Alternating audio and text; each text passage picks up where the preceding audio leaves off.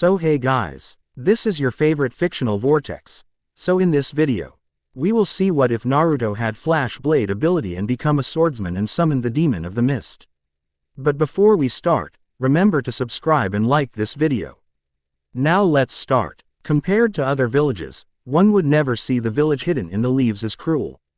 Quite the contrary. In comparison, many would see the village as soft and weak, treating its ninja as people instead of tools and trying for peace instead of outright taking what they think they deserve. What many people don't know is how Konoha treats one of its own, specifically one Uzumaki Naruto, who could now be found running from yet another mob. One would think the villagers would be done for the day, seeing as a mob similar to the one now chasing the blonde through the streets had earlier beaten the poor 7-year-old to a pulp and then decided to parade his beaten body around the streets by tying him up and bodily dragging him, with a sign around his neck saying "Demon Scum." It seems they were going for an evening repeat now, though of course it wasn't the same villagers. No, the other villagers had been arrested. This was a brand new mob. This new mob was taking advantage of a major crime going on across town, which the Anbu usually assigned to guard the young Uzumaki were dealing with. Here is where our story starts. As to where the story goes from this point, we'll all have to see for ourselves. A young 7-year-old Naruto had seen better days. You could tell that just from a glance at him. Wearing a dirty, what used to be blue but had by now turned black from many nights of not being washed, torn shirt with cuts in many places that contrasted.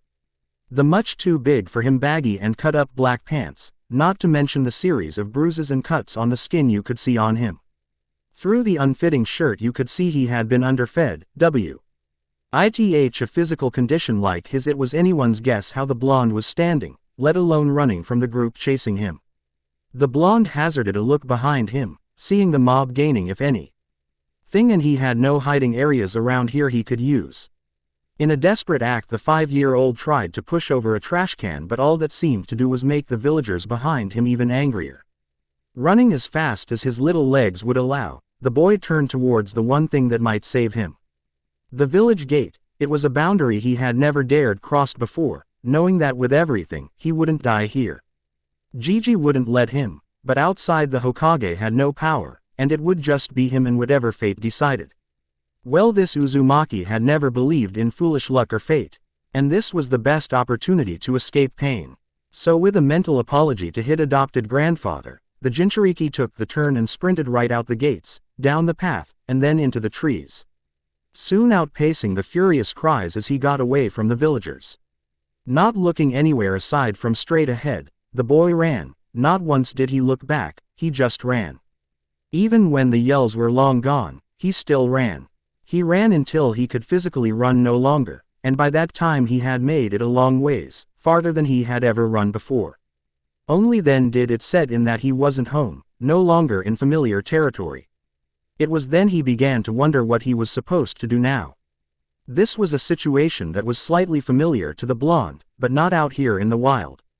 Since he was 3 and until he was 6, the young boy had lived on Konoha's streets, living off what he could get out of garbage cans.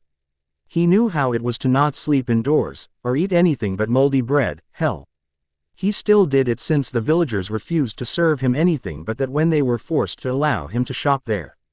Soon survival instincts began to kick in then, and slowly the blonde decided first and foremost he needed food and a safe place to stay. So then began the search for a safe resting place. That was essential. If he didn't have a good base of operations, he'd be defenseless against whatever was out here.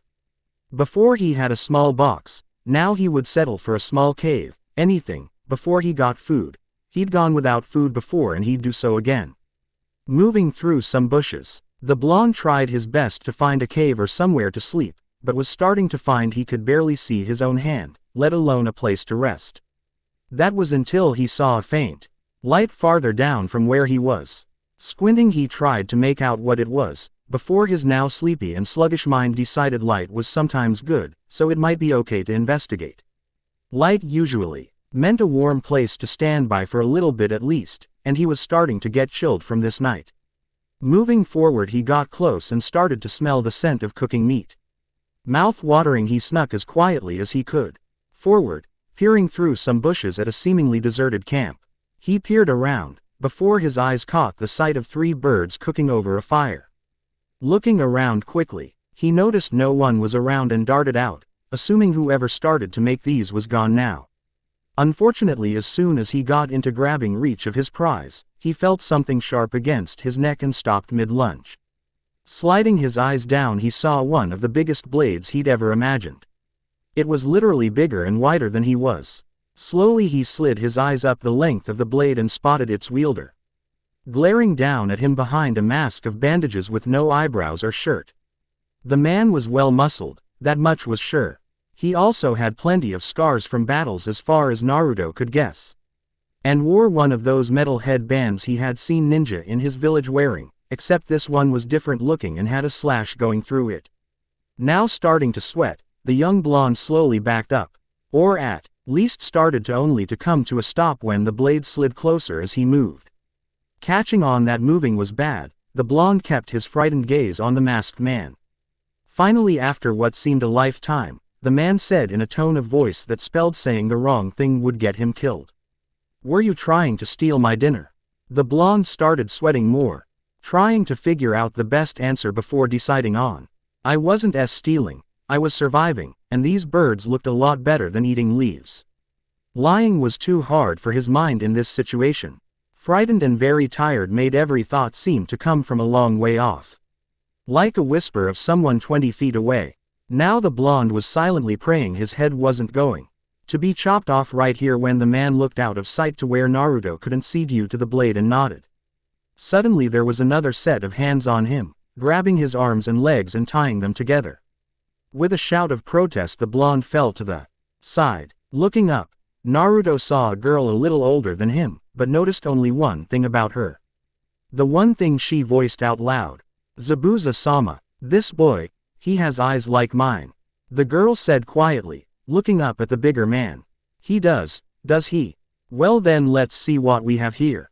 The large man, apparently named Zabuza, glared down at the petrified blonde and said, "You've got one chance, kid, even that's only because Haku seems to be interested in you.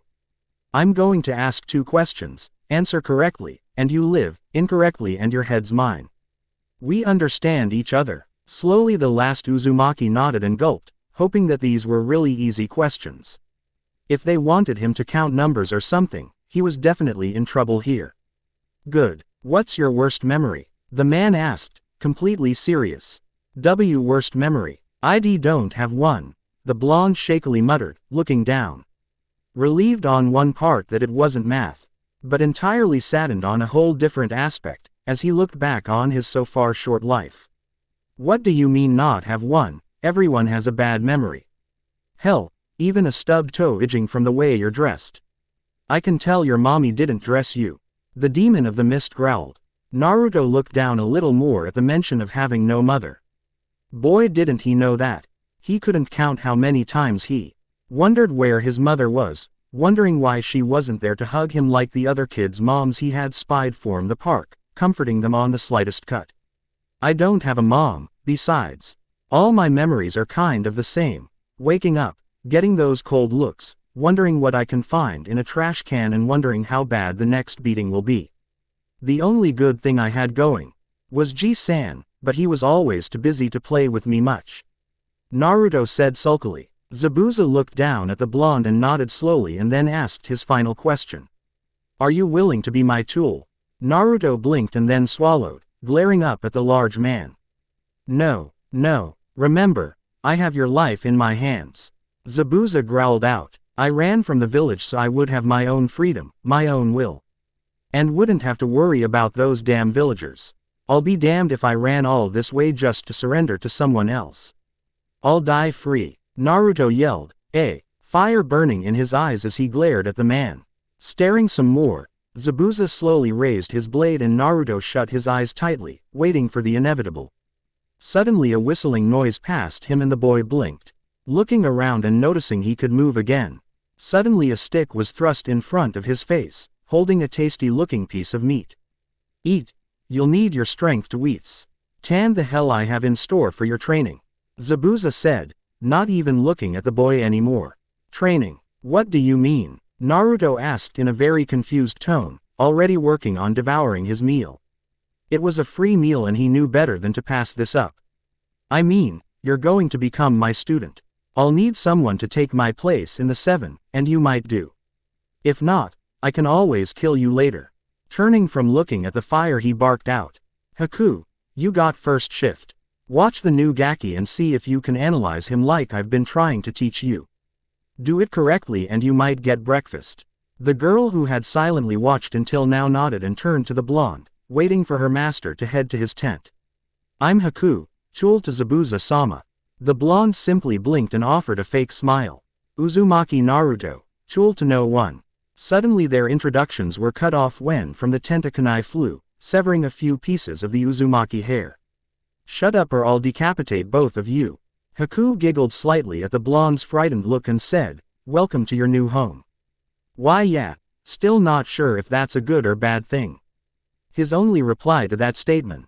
Chi was a small giggle from the girl as she walked towards the fire. Meanwhile in Konoha, an aged Hokage was staring at his crystal ball dully as he watched the picture fuzzily, having traced the blonde since he left. The picture getting dimmer and requiring more and more chakra as the blonde got farther away from the village. In truth the aged man had wanted to go and fetch the boy himself, to protect him from the village. But knew he couldn't. The council had already cut off all his attempts to save the child and if he tried to do so now he might be put in a position as to where he could never help the blonde. Instead the aged professor looked down in contemplation before smiling to himself, a plan devising in his mind. He may not be able to help the blonde now, at least physically. But he could ensure Naruto had a place to come back to. Seeing as Naruto was not a shinobi when he left, the blonde would indeed have a place to return to. So instead of sending out Anbu to retrieve the boy, he would give Naruto a chance to live outside of Konoha, and if he so wished it, he could always come back to this village and be welcomed, at least by the Hokage. With a quiet sigh, the third pulled his hat down and sent one last prayer. Be safe Naruto-kun, and please come back to us. A dark shadow hovered over a sleeping figure, and all was silent throughout the area. Or it was until the shadow figure made a fluent motion and the sleeping figure was shocked awake, freezing and soaked where he had fallen asleep against a tree. The sputtering figure blinked and stared up at the figure that had thrown the water and glared. What the hell was that for? Naruto yelled indignantly as Zabuza smirked behind his mask, moving off to the side. That brat was for sleeping in late. Zabuza replied as he sat down next to what used to be the campfire. Sleeping in late? It's my day off you ass. Naruto replied while giving the bandaged man a death glare that to many it woe. Old send dark chills through their spine. Your point. I told you the same thing last month. You get one day off a month, but that doesn't mean you get to slack off when it counts. I could have been an enemy and now where would you be? Zabuza asked, absently polishing his blade as he looked at Naruto with an uncaring glaze in his eyes. Naruto's mouth opened and closed a few times like a dying fist. Before he simply huffed and turned away, muttering about stupid eyebrowless senseis and their inability to be human for a day. As he was muttering another figure entered the clearing and stifled a giggle at the sight of the soaked blonde pouting off to the side. Turning to her master she asked, you used the bucket again didn't you Zabuza-sama? When she got a grunt in reply and Naruto sending a scathing glare at the man she actually let out the giggle she had held in before. This was routine pretty much on Naruto's days off, and had been for the past 5 years. It actually still surprised the fake hunter nin that Naruto had been with them for so long. It's still like yesterday they found the little blonde boy wandering into their camp. Since that day life had been insanely hectic, but in a good way. The blonde brightened up Haku's life since he had joined their small family. Actually they had brightened up each other's life, as far as Haku was concerned. She knew of Naruto's life bef. Or he joined them and still felt the same small pangs of anger and sadness when she remembered Naruto explaining where he came from. Flashback. 3 figures sat around a small burning campfire, TW. Simply staring at the flames while the other cleaned a rabbit with ease as he looked to one of the figures staring at the fire. Oi, brat, it's about time you explain some more about yourself. That figure started with a blink of surprise and then turned to his new sensei. Like what? Like where you came from and why you fled from home, boy, and where you plan on going from here. Zabuza grunted, giving the 7-year-old an annoyed glare for having to explain himself. Naruto immediately smiled and proclaimed, "Life wasn't so bad, I mean it was an." He was cut off as he gulped at the blade at his neck. "Stop bullshitting me and drop that stupid act, kid. Being happy is one thing, forcing that idiotic smile will just piss me off, and do you really want me pissed off?" Zabuza asked with a deadly glint in his eye. The blonde immediately shook his head. The oversized cleaver was taken away from his throat. Gulping and patting his neck to make sure it was all still there, Naruto let out a breath and slowly closed his eyes before beginning. "I came from Konoha, and my life was hell there. I was beaten frequently by villagers whenever they felt like it, and they always glared at me with those cruel eyes, like I was something they scraped off their shoe. I could never get any food unless I went to old man Ichiraku's for ramen, but I stopped after a while when I saw some villagers try and spray paint on the stand. I didn't want to cause them any trouble." The blonde sniffed and shook his head, refusing to let the tears that had threatened to start falling come out.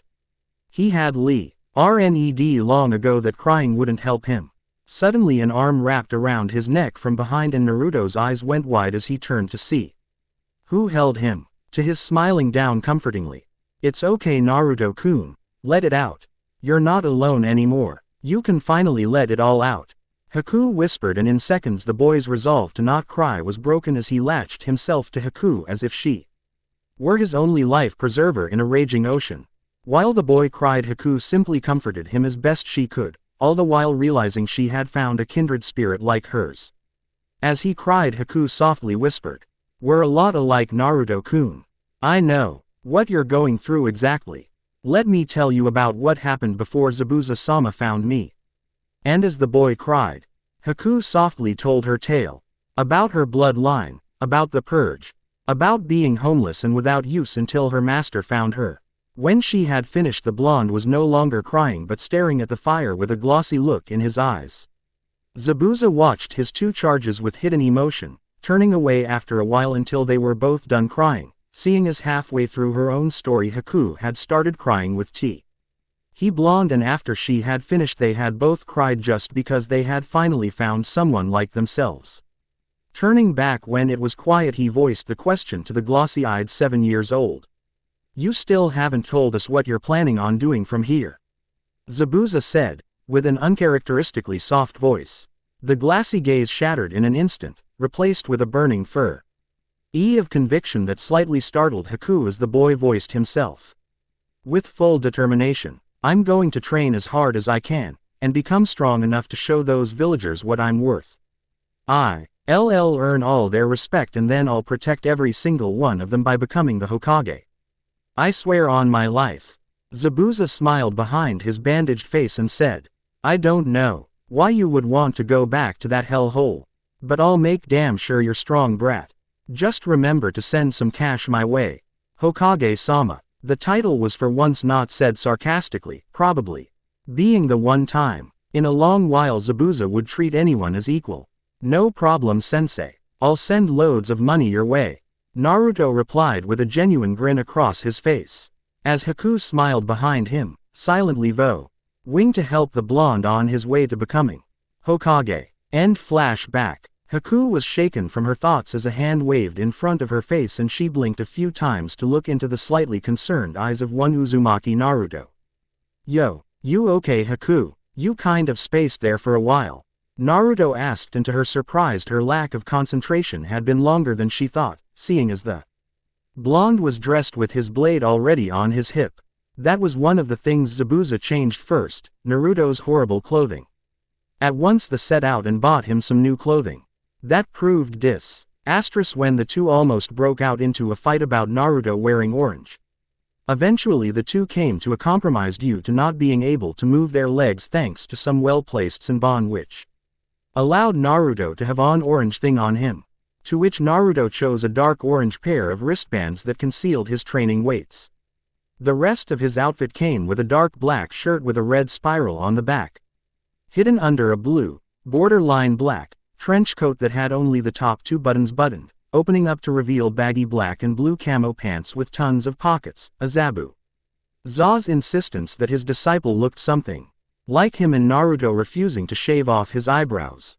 The look was completed by Naruto getting a sword that suited him, which actually turned to be a modified katana that when chakra was added to it, it separated into two separate blades, but shorter than the original katana.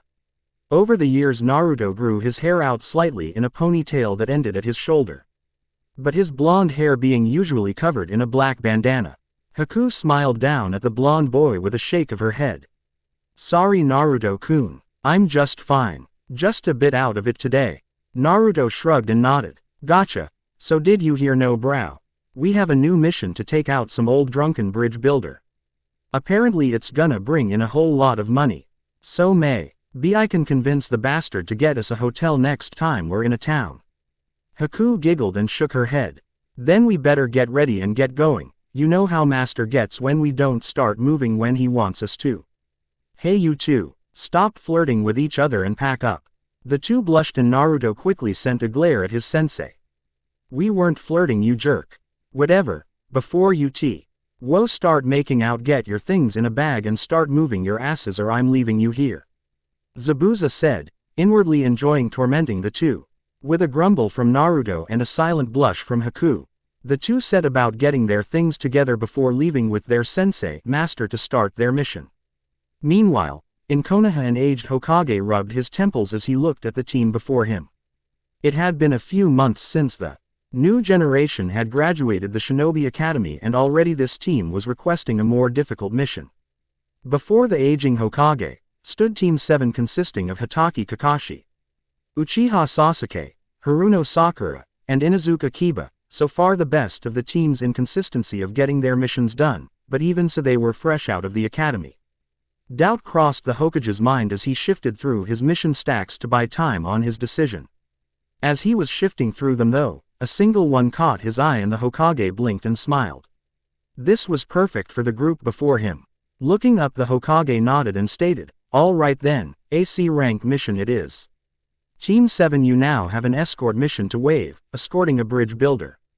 The reactions before him were amusing to say the least as Kakashi was surprised enough to actually look up from his perverted book. Sasuke and Sakura looked at Kiba with emotions ranging from annoyance, well mainly annoyance, as the primal shinobi did a victory dance. But Hokage-sama, the Chunin Iruka said beside him before Sarutobi gently waved his hand to cut him off. They'll be fine Iruka, was all the Hokage offered as he motioned for the escort to be shown in. The bridge builder, who went by the name of Tazuna, walked in and was obviously drunk as he measured Team 7 and yelled, hey!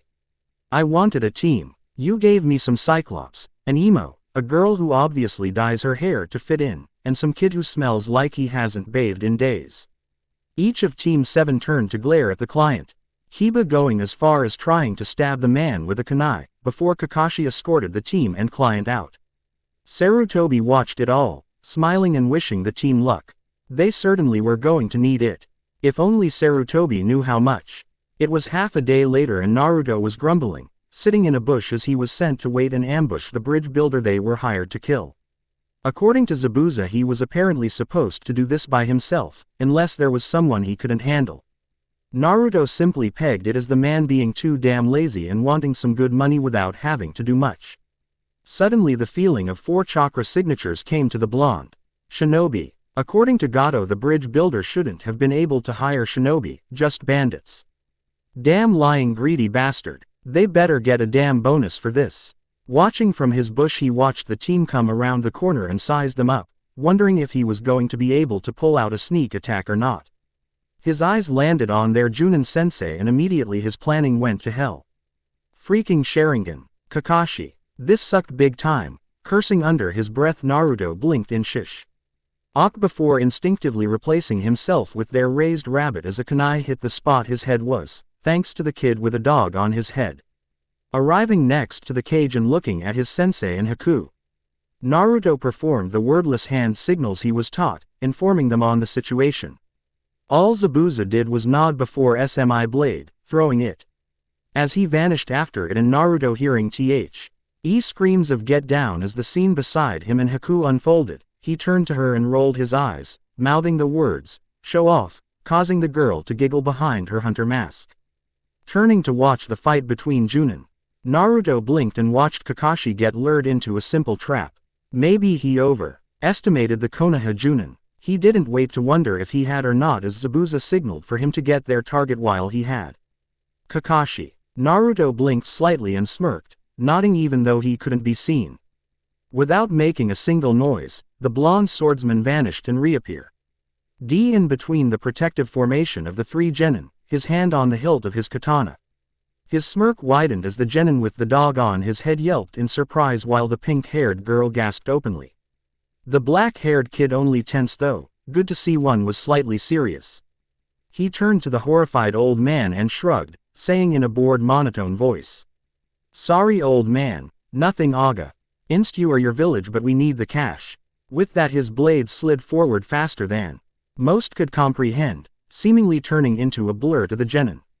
When instead of the easily tear through resistance of flesh and the sound of skin being split by a blade was replaced with the force of another blade and the sound of metal clashing, Naruto's eyes widened. Instead of his blade severing the head of the bridge builder, it was being blocked by two kunai straining to hold his one blade from their awkward positioning. Following the arm holding the kunai, Naruto raised an eyebrow at the face of the black-haired boy screwed up in concentration. Suddenly the raven-haired Avenger shifted his weight, sliding on of the kunai towards the hilt of Naruto's blade while he threw the second kunai with a flick of his wrist. Naruto brought his blade down towards the ground as he simply bent his neck to dodge the kunai. After dodging, the blonde stepped back and disengaged blades while sending a key CK forward towards the Konoha shinobi's head. Sasuke grit his teeth as he blocked the jarring kick by raising his left arm, rolling with the impact and coming to a standing position a few feet away. He spun quickly, glaring heatedly at the blonde before him who simply looked bored. Was that supposed to impress me? The blonde drawled, his sunny persona shifting further behind his shinobi personality. It was something Zabuza had taught him to do during his first year of training, stating that his loud and overconfident personality would get him killed. He said a good shinobi kept his emotions behind him. Only out of battle or a mission was he allowed to be himself. On the field he was simply a shinobi. Nothing more, nothing less, until he had the power to achieve his dreams. After that Zabuza had said he could honestly care less what the blonde did. Sasuke growled more in anger, unknowingly playing right into the blonde's hands by taking the bait and getting more emotional. Just as he was about to charge again, he was stopped by a voice, the voice of their captured teacher. What are you doing? He's obviously been trained by Zabuza. He's too strong for you. Get yourselves and Tazuna out of here. Kakashi yelled. Suddenly the frozen Kiba broke out of his stupor and shook his head defiantly, growling alongside his partner Akamaru. No way, Kakashi-sensei. You taught us that those who abandon their mission are trash. But those who abandon their comrades are worse than trash. There's no way we're leaving you behind. There is only one of him and three of us. We'll take him down and get you out of there in no time. And Inuzuka never abandons their pack. Zabuza simply laughed. Let the kids play, Kakashi. I want to test my student. Kakashi simply glared, about to protest again when Kiba took action. Beast human clone no jutsu. I wrote this chapter without internet, as will most of my chapters be typed, so bear with me. Please, I know some jutsu off the top of my head, but not many. Everyone turned towards the feral shinobi to find not one, but two of him. Both were on all fours and as one shot forward, attacking the blonde in perfect synchronization and finesse. One Kiba jumped off the other's back, slicing at the blonde as he sailed over him while the other jumped forward and started spinning using chakra, the other Kiba doing the same once he hit the ground on the other side of him. There was a chorused shout of Gatsuga as the two spinning forms took on a look of bouncing gray drills. Naruto's eyebrows shot up as he started backpedaling, flipping backwards to avoid one drill as it smashed into the ground he was on not a second before, making a small crater as the other drill flew up, on a course to shred into the blonde. Turning in the air, Naruto brought his blade up, reinforcing it with chakra and tensing his muscles, knowing this was going to be slightly difficult. The drill slammed into his blade, pushing it toward him centimeter by centimeter before. With a grunt, Naruto forced his blade down with all his strength, sending the drill down, on course with a rather large rock.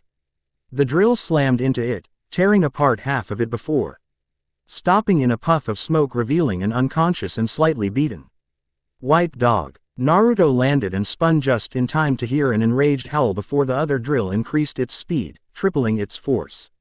Eyes widening, Naruto jumped back, dodging the drill just barely, the front of his shirt ripping while 3 shallow cuts formed on his chest.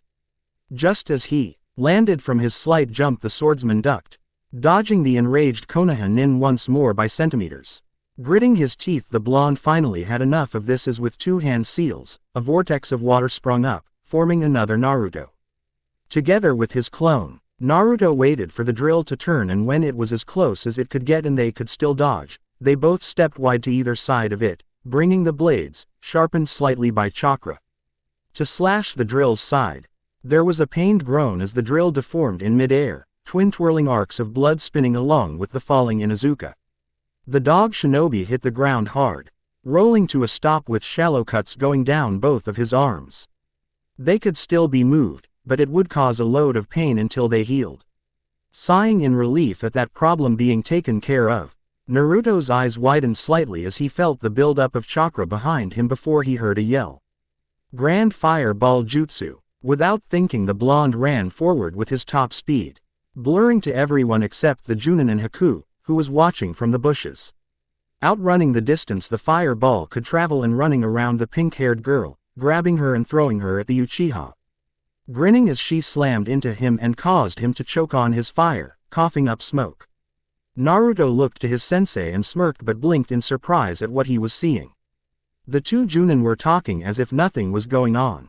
"So you took him in after he left, Kakashi asked, looking at the man while sitting cross-legged in his prison, knowing he was trapped, and accepting it would take a miracle to save him. "Yeah, he is now my apprentice," Zabuza replied, knowing Naruto would handle the rest. "You want to make a deal?" Kakashi asked. "You're not really in a position to make deals right now, Copy Ninja," the demon of the mist growled. Before Kakashi could say more, a blade flashed down between the 2 men. The prison was released and a raging Naruto stood between them.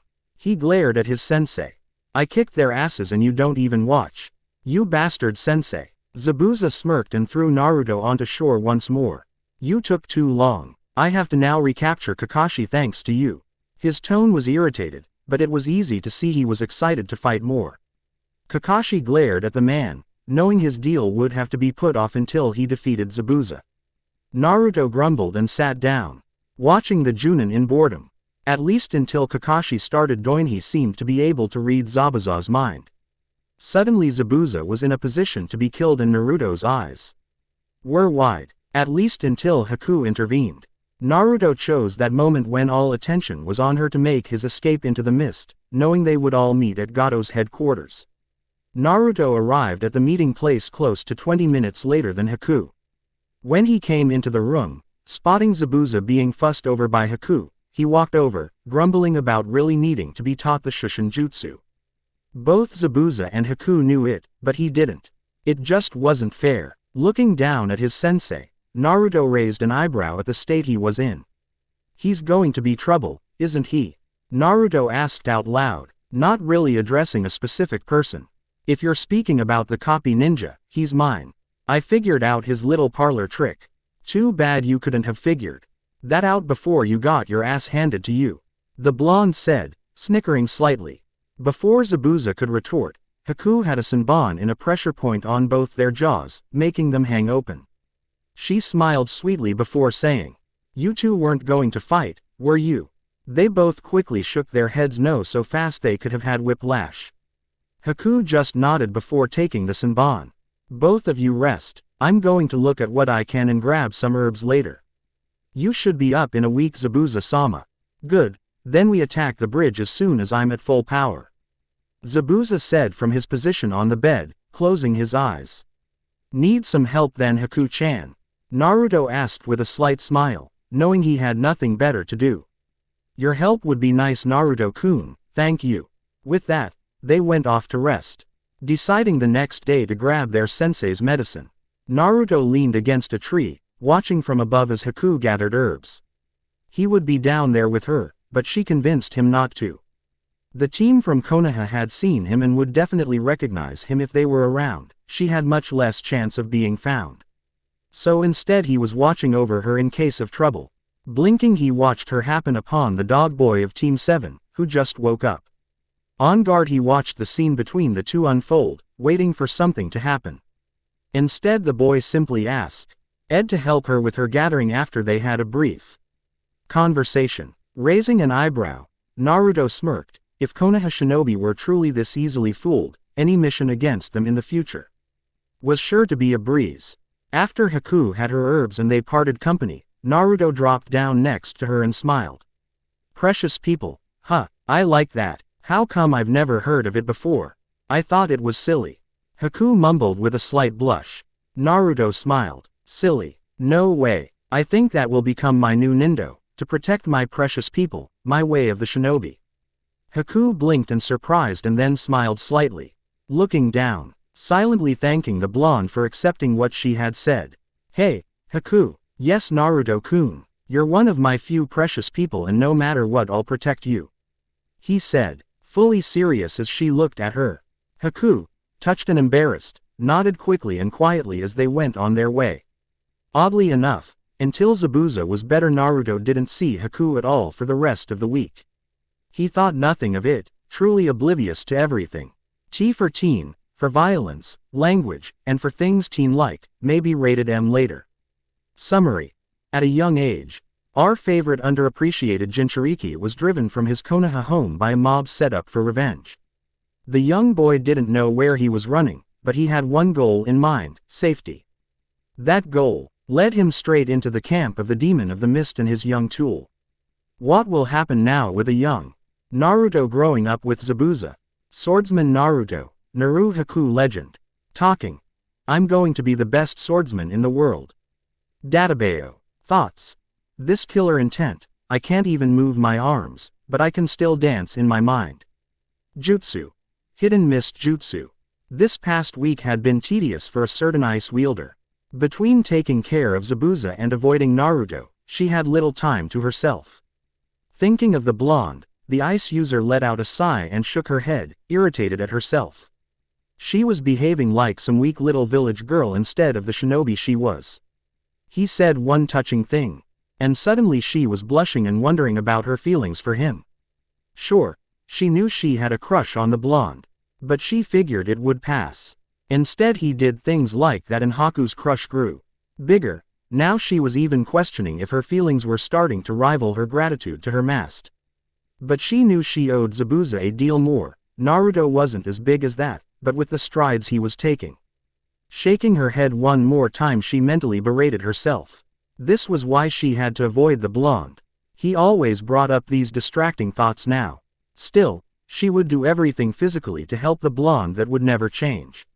The boy was one of her precious people as well after all. Suddenly a voice from the room next to her called for her, and blinking, Haku walked through the doorway wondering what her master wanted. Blinking in surprise when he wasn't in bed, she saw him picking up his blade. Zabuza-sama, you're not fully recovered yet, she said sternly, moving toward him. He always ignored her medical advice. The man simply shrugged and looked at her over his shoulder. I'm fine and I'm sick of sitting here. Stop avoiding Blondie and grab him. We're heading to the bridge to end this.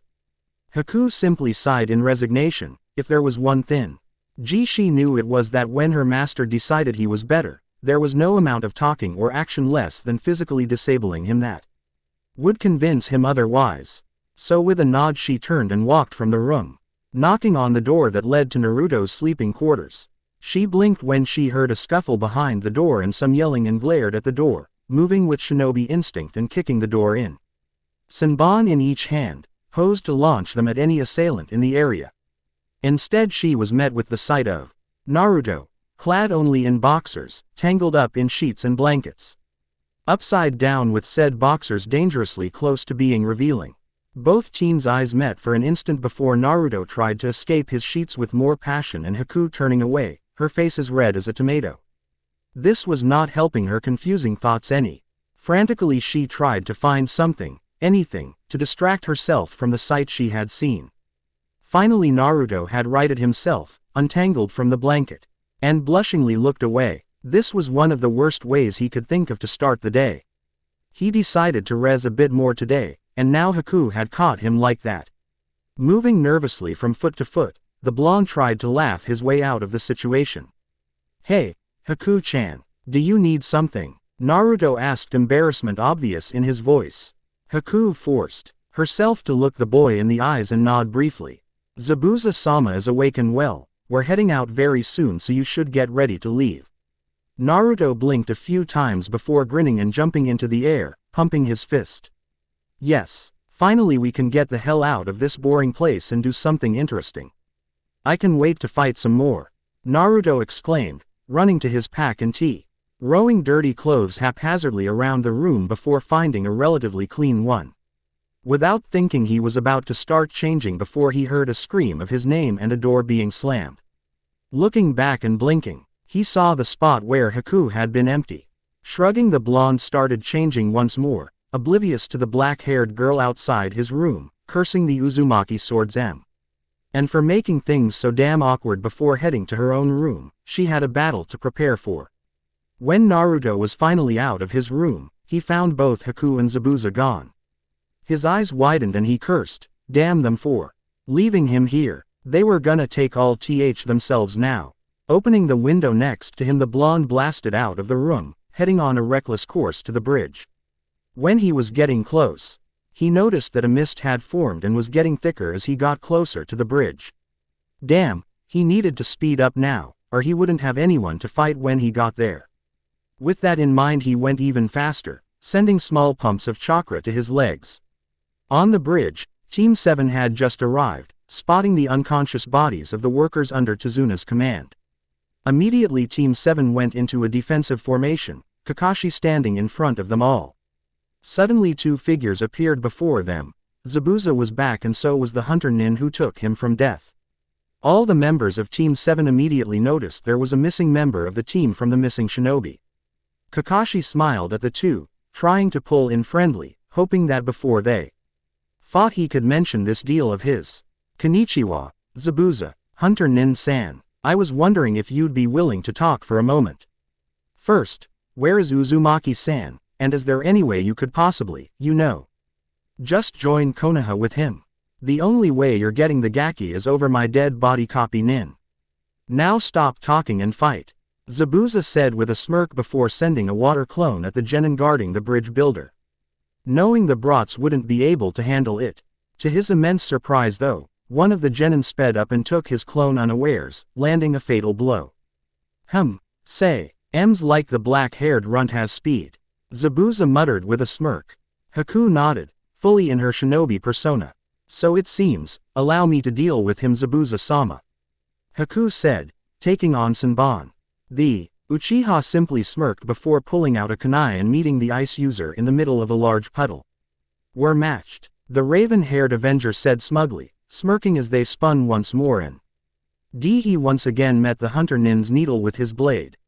"Not quite genin," Haku said coolly, using some one-handed hand seals and sending a barrage of ice needles at the boy. He simply hopped out of the way and Haku followed. Their battle flowing farther down bridge before Haku decided to make this quick and pull her blood limit out. Kakashi and Zabuza watched them take off, Kakashi nodding seriously. "It'll be a close fight," he commented, turning to keep his eyes on the mist swordsman. Zabuza simply smirked. "Haku has it in the bag. Once she uses her blood limit, your gaki is in trouble."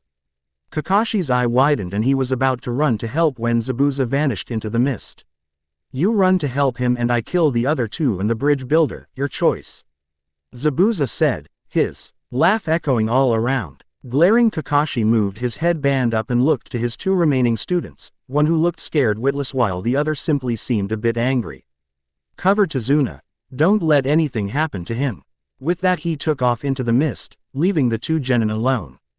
Hiba growled and sighed as he felt the gentle muzzling of his partner on his head. He turned to Sakura and smirked. "Relax, we'll be fine. The other kid's not here," and Kakashi-sensei had that Zabuza. His words did little to reassure Sakura, but at least he could say he tried. She was scared stiff, while he was just irritated. Sasuke, the Uchiha prick, actually managed to get someone to fight, while he was sitting on the sidelines. Honestly, he wanted the other guy to come back. He wanted to repay him for what he did to him and his partner. The blonde prick would pay, before he did what Kakashi instructed them to do and captured the blonde, taking him with them to Konoha. As if his prayers were answered, a form dropped from nothing, revealing the blonde swordsman looking at them unimpressed. Kiba was slightly pissed at that look, and was about to attack when the other boy's head dropped. Blinking eye, and confusion. His enhanced hearing could make out the whisper of he was always getting stuck with the horrible opponents. Kiba's confusion vanished and was replaced with fury. With familiar seals his paw, RTNER was in his clone form, and both Kibas growled. Treat us like nothing, will you? We're gonna kick your ass from here to Konoha. With that the two charged, following the laughing blonde as he dodged claw sweeps, leaving a poor Sakura all alone with the bridge builder. Sasuke was starting to get pissed. Actually, he was already there, but now he was getting desperate. After they moved out of eyesight of the Junin, the shinobi he was facing did this odd jutsu and then vanished into one of the many mirrors in this new dome he was trapped in. Not only that, but this ice seemed to be impervious to his Kaden jutsu. Now he had a few needles sticking out of everywhere and was desperately trying to find a way out of this, barely getting by with the skin of his teeth. Suddenly another wave of Senbon rained down and he blocked as many as he could, skidding back and panting as he stopped moving. Charging forward, he started hand seals for another grand fireball when something happened. Things seemed to slow down for him. He blinked, seeing Senbon heading for him and knowing exactly where they were going. With quick maneuvering, he blocked every one of them. Behind her mask, Haku's eyes widened as one of his fastest Senbon strikes was blocked with a sudden ease. She tried to find what changed with her opponent and immediately saw his eyes and curse. It seemed the raven-haired boy had some kind of dojutsu, and while it was still undeveloped, it might give him a new edge to this fight. She had to try and end this fast. Sasuke knew the other sensed something off, because immediately barrage after barrage of Senbon at him. Faster and even more deadly than before. Still, whatever had happened before was still going on because he actually was managing to dance in and out of the raining Senbon needles, blocking where he needed and getting far fewer cuts than he had before. Unfortunately, he was purely on defense right now, so until the other shinobi slipped up or ran out of chakra, he wouldn't be able to attack. He didn't have to wait long.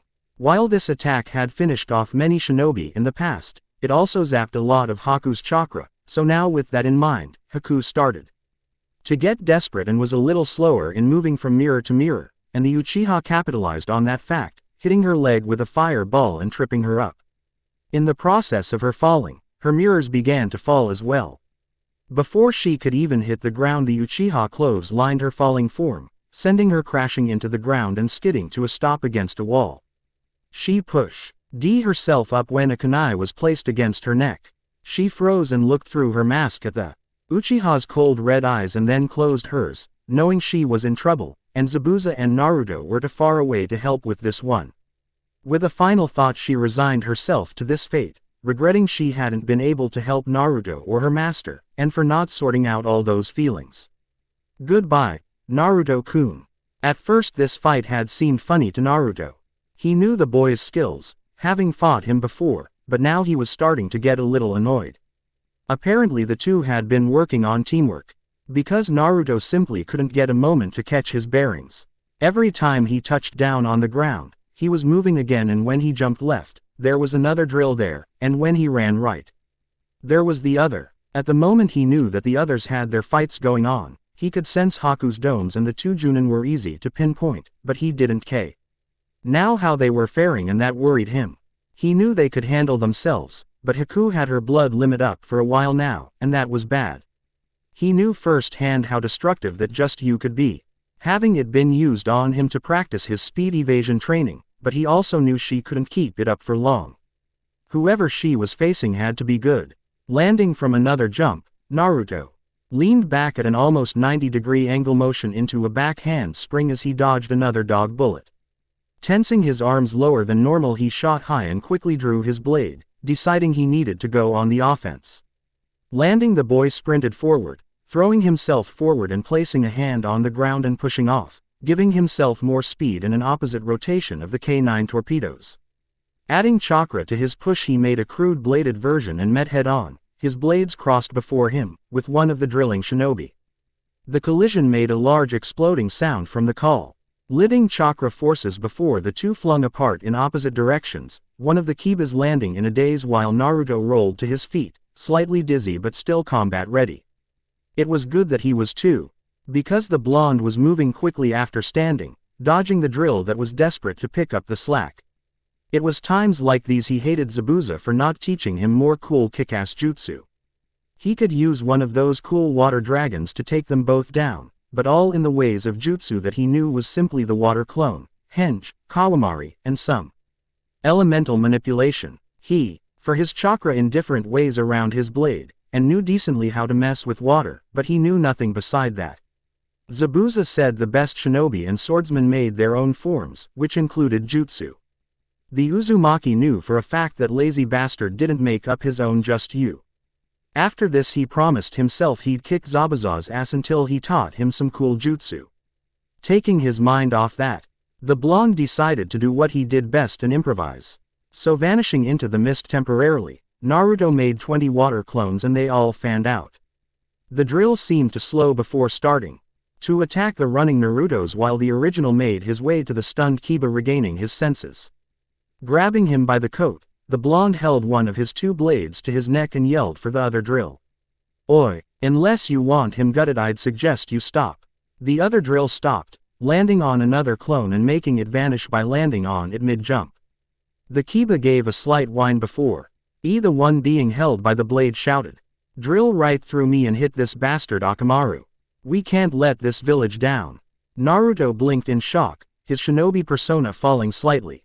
"What is in this village that would make you lay down your life for it?" Naruto asked the same question Zabuza had asked him when Naruto said one day he would go back to Konoha. "It doesn't matter what is in this village. These people are suffering and you're helping the bastard who's doing it. I'll lay my life down to make all these people's lives better, and this bridge will do it," Kiba said fiercely, glaring over his shoulder. For a moment Naruto let his true self shine through as he grinned brightly. "Good answer. It's kind of like why I'm going to go back and protect my home, whether those damn villagers want me to or not." With that he was about to move one of his clones to tie the boy up when he suddenly got a very bad feeling about something that was going to happen. Turning his head in the direction of the bad feeling and his eyes widened. Just barely visible he could see the form of a kneeling Haku, about to have a kunai slice across her throat. Naruto dropped his blade and started sprinting. Knowing he was too far away but knowing he had to get there, to save her. He had promised he would protect her, his precious person. His eyes focused on the falling blade and Naruto closed his eyes. Tears falling slightly as he moved his fastest and suddenly he felt himself falling down a dark deep hole before softly landing in a large puddle. Opening his eyes, he looked around in confusion, wondering where exactly he was. What had happened to the bridge? Frowning he felt a pull down a certain hallway and simply followed the pull, taking many twists and turns before arriving before a large cage. On the cage an oversized piece of paper sat before him with the word seal written on it. This was odd. Before he could ponder this any longer, two large red eyes opened before him and a feral grin, with sharp teeth each the size of him, flashed out at him. "So, you have finally come," a dark rumbling voice rang out from behind the bars. "Finally come. Who the hell are you and where am I?" Naruto asked loudly, glaring at the large form behind the bars. "You're in yourself, and as to who am I am the great Kyuubi no Kitsune. Show some respect." The demon, now identified as the Kyuubi grumbled. "Kyuubi? Yeah, and I'm the Tooth Fairy. If we're in me, why the hell are you in me?" Naruto asked, still glaring, wanting to return back to the bridge. He needed to save Haku. Quote, "I was sealed in you by the leader of your village. I believe he called himself the fourth Hokage. Don't you wonder why the villagers hated you? Me, for that I do apologize, but I do know. More than that, just because your life was shit, I owe you nothing," Kyuubi said with a growl. You bastard," Naruto yelled in rage. "You're the reason I was hated, why everyone gave me those cold stares, but I should thank you, because of you. I would never have grown up and found Zabuza-sensei and Haku. So bastard fox, I thank you, now send me back before I kick your ass. Naruto said, giving the demon a level stare. Why am I here anyway? You need my help. You need my power. Before he could finish, the Uzumaki swordsmen interrupted. Screw that, I'll get by on my own power, not riding the coattails of someone else. Naruto growled. The demon glared before freezing the boy with killer intent. Show me respect, hairless ape. I may be sealed, but you should know your place. Still, your outlook on this intrigues me. So, I will do something else instead, but in doing this you owe me a favor. I will unlock your hidden bloodline, it should help in this. Do you accept? Naruto glared at the demon, struggling to move under all the killer intent directed at him before letting out a breath and thinking it over. What's the favor? And I want to know more about this sealing and everything else. I would scream at you now. But Haku-chan needs me. I'll call upon the favor when the time is right, until then you must grow stronger.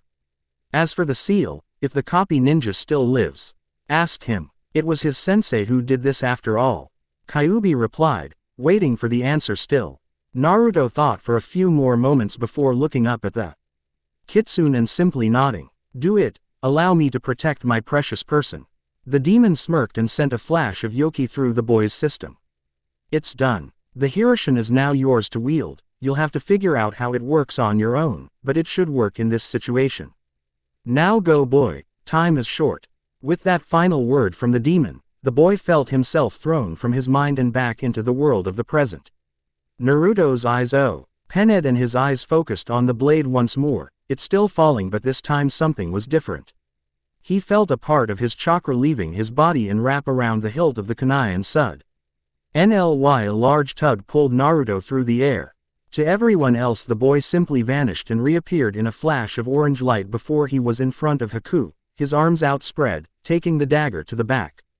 He blinked for a moment in surprise and then looked down at Haku, whose eyes opened slightly at the sound of metal hitting flesh and then they widened.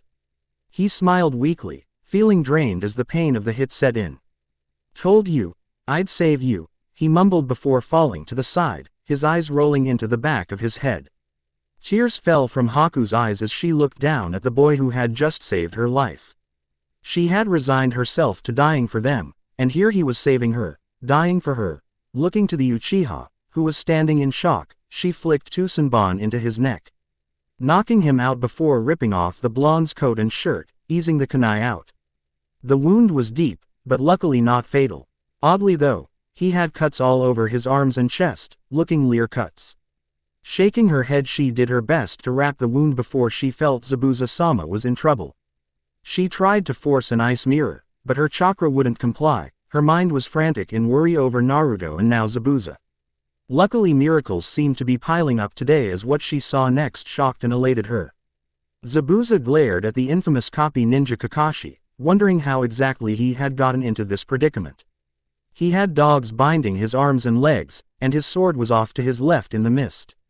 Not only that, but through the whole fight Kakashi had been proposing some kind of offer for him, Haku, and Naruto to actually come to Konoha with him. You're going to have to kill me Kakashi, that's the only way they'll set foot there until I say they're ready. Zabuza growled, trying to break away from the dogs. Kakashi sighed and steeled his gaze before starting his hand signs. Very well, goodbye Zabuza. With that the charge of the Reikiri built up and Kakashi's hand as he rushed forward, intent on shoving his hand through the mist demon's chest. It seemed as if the demon's death was assured when out of nowhere a blade crackling with the same white-blue electricity surrounding Kakashi's hand got in the way. The blade cracked and hissed before both fields of lightning cancelled out each other and the dogs started growling at the newcomer. Holding a blade loosely in one hand, Kakashi blinked when he saw who had interrupted his attack. Before him, wearing a slashed-through headband just like Zabuza's on his neck, was a man around 5 feet 8 in height and seemed a bit wiry. But what shocked Kakashi was the mon's grin like he had just do something really fun, something belonging on that of a child. He had dark black hair cutting around his hair in loose manner, not falling longer than his eyes, with a large wet streak going off to the right. He wore a dark black tank top and baggy black pants, 2 blades on either hip along with a belt filled with different color stones and a seemingly empty slot. Kakashi looked to the blade and saw a glowing yellow topaz placed in the hilt of the drawn sword and wondered slightly who he was dealing with. The newcomer grinned at both of them before turning to Zabuza, who was staring at the man. Our team, Kakashi couldn't tell, with shock in his eyes. Then the mysterious swordsman exclaimed in a happy voice something that made Kakashi almost fall over in laughter. Hey, Zabu, I came just in time to save you from being zapped. Do I have amazing timing or what? Grinning, he literally pat himself on the back before seemingly just noticing the large dogs. Oh, maybe not. The newcomer shrugged and turned to Kakashi. So, what did he do to make you mad? Let me guess, he said you had a freaky eye. No worries, we all have one weird thing or another. Like Zabu, he used to sleep with his sword like it was a teddy bear. At this Kakashi did fall over. He knew this was a battlefield, but he couldn't help it. Imagining the Amis demon of the mist cuddling his blade was far too much of a powerful mental image. Zabuza looked murderous. Jace, what the hell are you doing here? He growled, his eyes promising death as soon as he was free of this mess. The now identified Jace blinked and turned back and smiled. I wanted to see Midget and little Haku. Where are they? I brought them presents. Jace said, nodding and patting a side pocket. Zabuza growled some more. Have you noticed that we're in the middle of a battle here? Jace blinked and looked around, as if noticing everything for the first time. The mist was raw, piddly thinning without constant flow of chakra to it, so Jace could see everyone and what was going on. Naruto, looking very pale with an almost crying Haku over him, not a good sign, so Jace turned to Kakashi and asked politely. Can you make your doggies go bye-bye? I'm sure we can talk this out. Kakashi blinked and sat up. Since hearing the swordsman's name he had stopped laughing, trying to remember where he had heard it from. I've been trying to do that since the beginning. Kakashi muttered, dispelling his ninkin. Zabuza stood shakily and glared, about to open his mouth when suddenly a clapping was heard.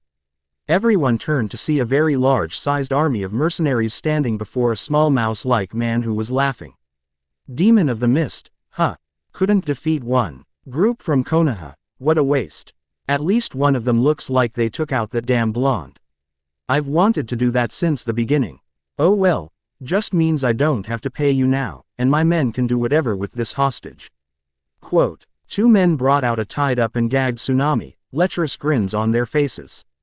Haku, who already looked ready to kill the man from his comment on Naruto, but seeing what he meant about the women she was close to standing. Jace slowly popped one of the stones from his blade and slipped in a dark blue sapphire. In his other blade he slipped in a white diamond in the hilt before drawing it as well, slashing the air and sending chakra to both blades. Two waves of chakra turned into a blast of water and wind, the water blasting a good portion of the mini army, hitting the two men holding the woman first but missing her completely, following the wind blast, which instantly froze anything hit by the water wave. Jace knelt, panting slightly and glaring while Kakashi had moved and grabbed the woman and was back in a flash. Picking himself up, Jace looked to Kakashi and then to Zabuza. He smirked and said in a light voice, damn, I meant to get all of them. Luckily I made a mouse sculpture. Grinning he pointed to a frozen statue of Gato, frozen in a scream. Suddenly the mercenaries, realizing their pay stub was gone, started getting angry. They all started advancing. As one before an arrow slammed into the ground before them. Behind the shinobi a group of people from the village. In front was a child, the grandson of the bridge builder.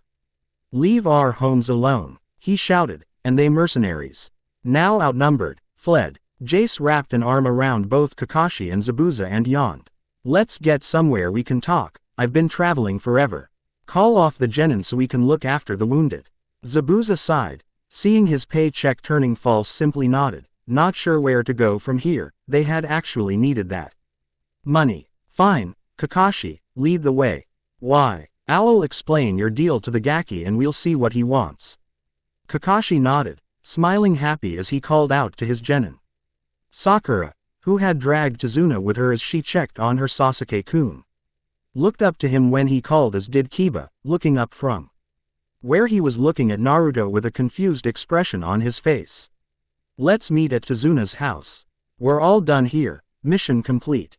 The genin smiled while Haku lifted Naruto up, Sakura shouldering her precious Sasuke-kun. It was 3 days before everyone was up and fully recovered. Now was the time for a group meeting.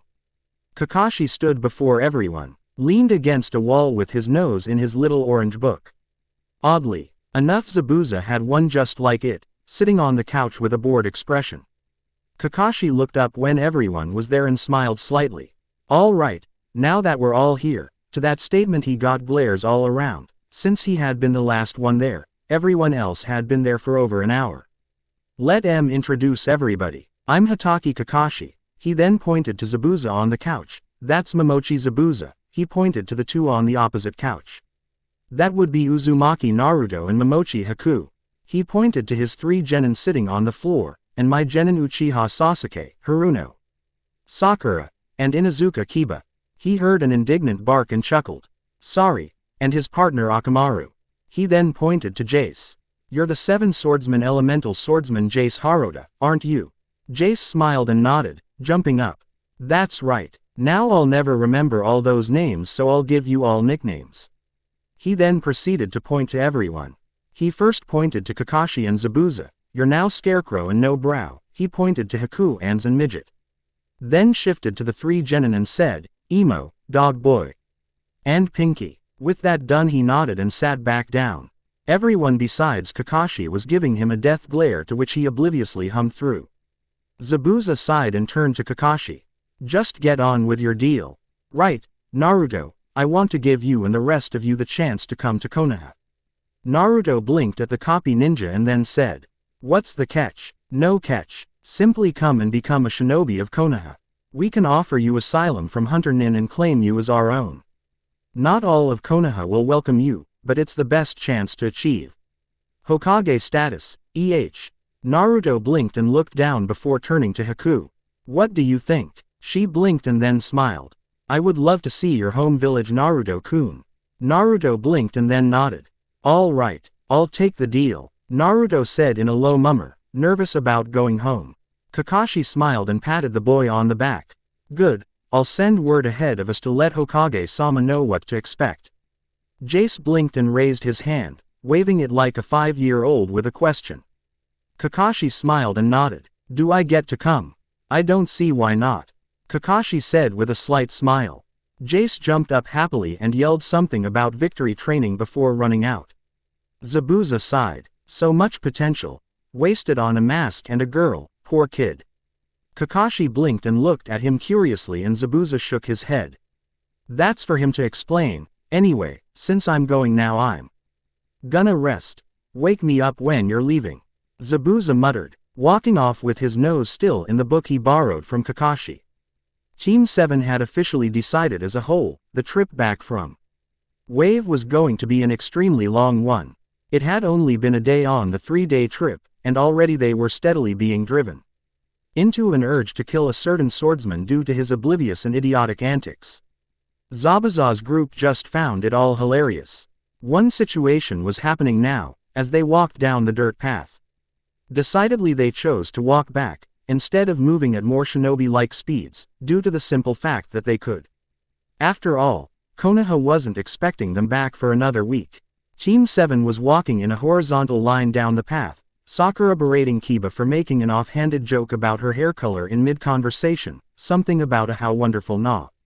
Ture was on her part and him asking if her hair was actually naturally that color. Sasuke simply brooded off next them, while Kakashi read his little orange book next to the last Uchiha. To someone like Jace, the joke was itching to be made. So somehow appearing on the end and getting everyone's arms to link up, he started skipping, more or less dragging the rest of them along with him as he went. Oh, we're off to see the wizard. The wonderful Wizard of Oz. After a good 10 minutes of singing and skipping, the team stopped and grinned, pointing to each. We're going to ask the wizard for gifts. Pointing to the scarecrow Junin he shouted, You need a brain. Then he paused, shifting his finger between both the Junin and Naruto, going, Well, actually you both need one, so you can both be the scarecrow. After getting an indignant shout and a lazy glare from both respectively, he moved on to the rest of his joke, his stupid grin never leaving his face. Moving to his pink-haired target he supplied her questioning borderline glare with a gleeful, will ask him to give you courage. He shifted to pointing between Zabuza and Sasuke, ignoring the banshee scream from an enraged Pinkett, saying, "You two need hearts." Frowning as if in though he grinned and stated, "And Haku can be." Dorothy. Smiling as if he was finished, he obliviously walked past all the dirty looks when Kiba suddenly shouted, "What about me?" Jace grinned, his setup landing hook, line and sinker. "Oh, you wanted to be Dorothy. Well, if you enjoy wearing a dress, that's your thing. The pup can be Toto if you like," Jace said with a cheeky grin, smirking at the enraged but speechless look on Kiba's face. With that he happily walked in front of everyone on his way back, the only one he hadn't managed to make angry being Haku. The whole confrontation pretty much set the mood for the rest of the walk to Konoha, and the meeting thereafter. One aged-old Hokage was sitting behind his desk, reading specific documents meant for no one's eyes but his own. In laments terms, reading the same little orange book Kakashi was often seen with. Just as he was getting to a good part of his story, he heard a slight ruckus behind the heavy oak doors leading to his office, something about not being able to barge in there when the two doors were kicked open rather hard, sending both to make indents in his wall. Twitching, about to give the interrupter a piece of his mind when suddenly he froze at the shock of blonde hair and the foxy grin on the teen before him. He had grown a great deal since he had last seen him, but that smile never changed.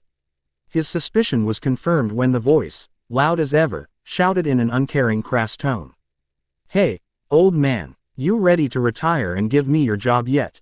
"What happy?" Ned next was a slight bit more of a surprise to the aged Hokage as from behind her a beautiful black-haired girl, just a bit older than Naruto it seemed, appeared behind the boy and swiftly grabbed the boy's ear. In a soft but stern voice the girl let out a warning to the blonde. "I thought we agreed you wouldn't make a scene until after we were introduced, Naruto-kun." The boy had seemed to pale considerably before answering, "Sorry Haku-chan. Won't happen again." Letting out a loose bit of nervous laughter he was suddenly yelping in pain as the girl dragged him before the desk and forcefully making him bow with her as they apologized.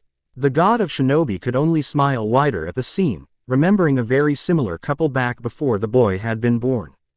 "All right, if you two are done with your lover's spat," a voice called from the doorway and Sarutobi looked up in surprise to see two ranked missing shinobi before him in his doorway, behind a slightly ragged-looking Team 7. Without missing a beat the old man turned to Kakashi and simply stated, "You better explain. It's a long and funny story, Hokage-sama," Kakashi said with an eye smile as a blushing Naruto and Hawk Yu glared daggers at the former 7th Swordsman of the Mist, who simply ignored them. The Hokage simply folded his hands before him and raised an eyebrow. "Well then, lucky for you Kakashi, I have plenty of time and I do enjoy to laugh. Now tell me what happened." With that the tale of their mission was retold, from the demon brother encounter, to which Sasuke took out with the aid of one of Kiba's Suga, to the Annunciator and first sighting of Naruto, to the final battle at the bridge. Currently they were still on that topic as the genin were retelling your battle. Sasuke was getting to the end of his fight. "I was about to strike and take out the enemy," said enemy looked down in shame at her defeat, missing the scathing look from the blonde sent to the last Uchiha. Sasuke didn't notice it at all. Or if he did he deemed the reactions below his notice. "When Uzumaki somehow got in front of me, though he was on the other side of the bridge." The last statement was filled with confusion as he shot the blonde a look that screamed for him to explain. Kiba, remembering this certain action, nodded and added his 2 cents. "It was really weird, me and Akamaru were watching him in one secon. He was 50 meters or so away and then the next he was in front of Sasuke. There was like a weird orangish-red flash of light while he was running too." Hearing all this both Sarutobi and Kakashi looked at each other, both having a single thought. Hiroshige, coughing into his hand the aged leader nodded before saying, "Thank you for your reports. Team 7, except Kakashi, is hereby dismissed." Kakashi looked to his students as they turned and smiled. "Day off for recovery tomorrow, but meet at the usual meeting place." All 3 genin nodded before they walked out, all having something to think about, some more than others, and all wondering what was with Uzumaki Naruto. As soon as they left, Sarutobi looked to Naruto and asked, "Naruto-kun, do you know exactly what you might have done?" The civilian not yet shinobi blinked and looked down in thought, having this, along with other things resting on his head for a while. Actually, that fight confused the hell out of me. The Hokage winced at the blonde's vocabulary. I remember defeating Dog Breath, and then the mist started clearing and I saw Haku-chan in trouble. I started running, not really expecting to get there in time. When I was suitingly in front of some big cage with a piece of paper on it. The Hokage and Kakashi shared another look, hoping this was something in Naruto's imagination but deep down knowing it had to do with the seal. Any hopes it wasn't were shattered when Naruto continued. Then there was some big furball behind the cage who called itself Kyuubi. It said we were in my mind or something and that I should respect it. I told it to go to hell and it said it unlocked some bloodline limit called the Hirami or something. The next thing I know I felt a pull and things kind of slowed and I was in front of Duck Butt. Through his story, the Haku, Zabuza, and Jace were blinking in surprise at this new information. All were having mixed reactions but none were showing it. Sarutobi simply sighed and made a few seals, keeping sound from leaking out of the room due to well-placed seals. What I'm about to tell you all is a double S-class secret. Naruto-kun, how shall I put it? Sarutobi pondered. The brought's a demon container to the Kyuubi isn't he? A gruff voice asked, as Zabuza pieced things together. Slowly they were all falling into place, the brat's reserves, his unnatural healing, and his freakish stamina. Now that it was right in front of him it all made sense. I'm a demon, Naruto asked, his eyes glazed as he remembered the shouts directed at him before he had escaped this place. His musings were cut short as a fist sent his face plowing into the wood boards of the floor. Looking up about to yell at th person who hit him, he saw a pissed Zabuza. You're a brat, you're no more demon than I am. Zabuza growled, before turning his glare to Jace who simply said. So says the demon of the bloody mist. Dodging from a battalion of Senbon needles, Jace hid behind the chair of the Hokage. Yield, yield, the shrimp's fine, just a container, got it. Haku placed a comforting hand on Naruto's shoulder and he looked up, blinking in wonder at her caring eyes staring at him. It's like our conversation on returning to Konoha a while back. Regardless of if Konoha hates you still or not, if you're a demon or not, you have us now, and together we'll all show people our worth. Right. Slowly a smile formed onto the lips of Uzumaki Naruto, before turning into a full-blown grin as he nodded quickly. You're right Haku-chan, I'll prove my worth to everyone, as Uzumaki Naruto, future Hokage. Sarutobi smiled briefly before looking to Kakashi and clearing his throat. Yes you are the container Naruto-kun, but that simply means you are the jailer keeping the Kyuubi inside the seal the Yondaime put on you. There is another thing though, completing as to why this is a double S-ranked secret instead of a single S-class. Your biological father, he's the one who perfected the move you used to an art form. He was known by most as the Yellow Flash, Namikaze Minato. Naruto turned, giving the old man a dumbstruck look. My father, you're saying my dad was the fucking fourth Hokage? Hell yeah, take that, I'm Konoha royalty bitches. Naruto proceeded to continue to shout obscenities accompanied by proclamations of being the best all while doing a terrifying and disturbing victory dance around the room. He was stopped by a loud cough, gaining his attention. If you're quite finished, an amused and slightly irritated Sarutobi let out, walking to a portrait of the fourth on the wall. With a burst of his chakra and a handseal no one in the room recognized, the portrait slid open revealing a blade and scroll. These items were supposed to be given to you when you reached the rank of Chunin. But I can make an exception. On one condition. Naruto was in front of the man in an instant. Anything, give me, give me. The Uzumaki said, reaching for the items held out of his reach and currently damning his size. The Hokage smirked. You, along with your group are to become shinobi of Konoha. We already know this, give me already. The Hokage's smirk grew as he finished. You, Haku, and Jace are to be genin under Zabuza and form your own team. You must also have a more difficult test to gain your ranking, seeing as how regardless you'll be shinobi. Bring on the challenge old man. Wait. Did you just say we have to be genin? Not only that but the airhead is on our team too. He yelled, pointing at a pouting Jace. Come on, we're Chunin at least. We can whoop the asses of all the genin in Konoha at once. Sarutobi grinned evilly. Then that is the test. If you can take on the combined efforts of the Genin teams in Konoha, you're free to go straight to Chunin, still under Zabuza. If you fail, then you're Genin and are stuck on D-rank missions for a month. Before Zabuza or Jace could object, Naruto shouted deal, not knowing the hell of D-rank missions. The two shook on it before saying, then you are dismissed, your test begins tomorrow morning, you're responsible for gathering the teams in this formal spar. Now Kakashi, please show them to their lodgings. Kakashi simply gave the old man a look of confusion, having sat through the whole meeting with one ear on the conversations while his good eye was on his reading material.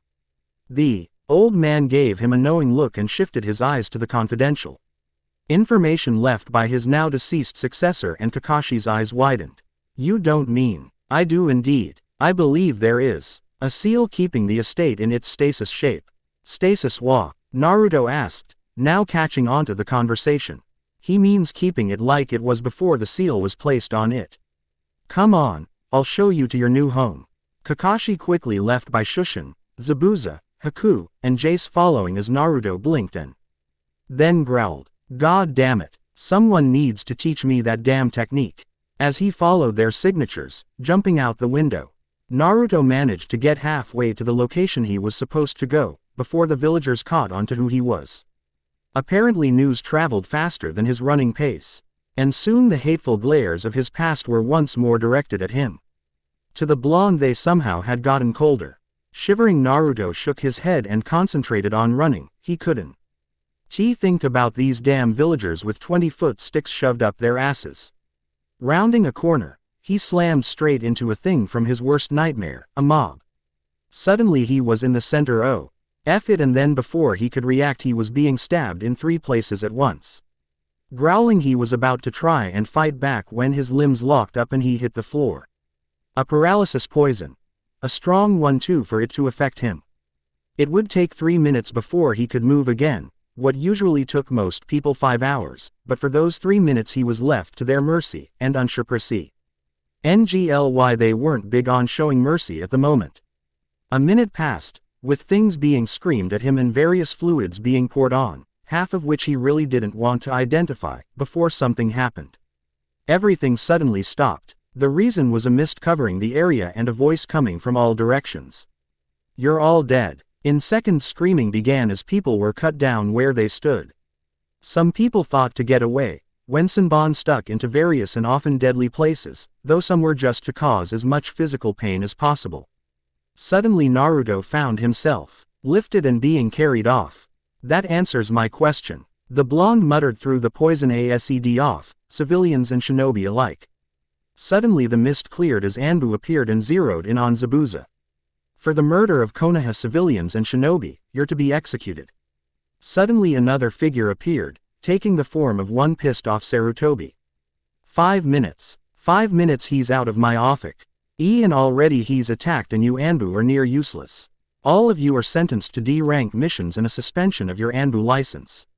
But Hokage-sama, no, clean up this mess or you will be the ones executed.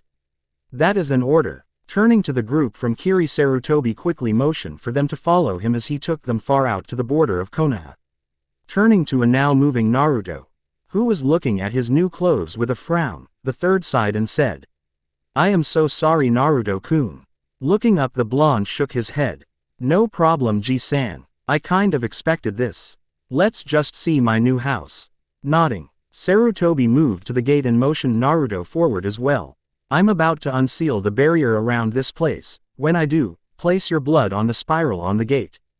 BL. Inking. Naruto nodded and as soon as the barrier was up, bit his thumb and dropped some blood on it. Suddenly the gates sprung open and revealed a pathway to an estate bigger than he had ever seen. EY's widened in wonder. The blonde moved forward and asked the aged leader.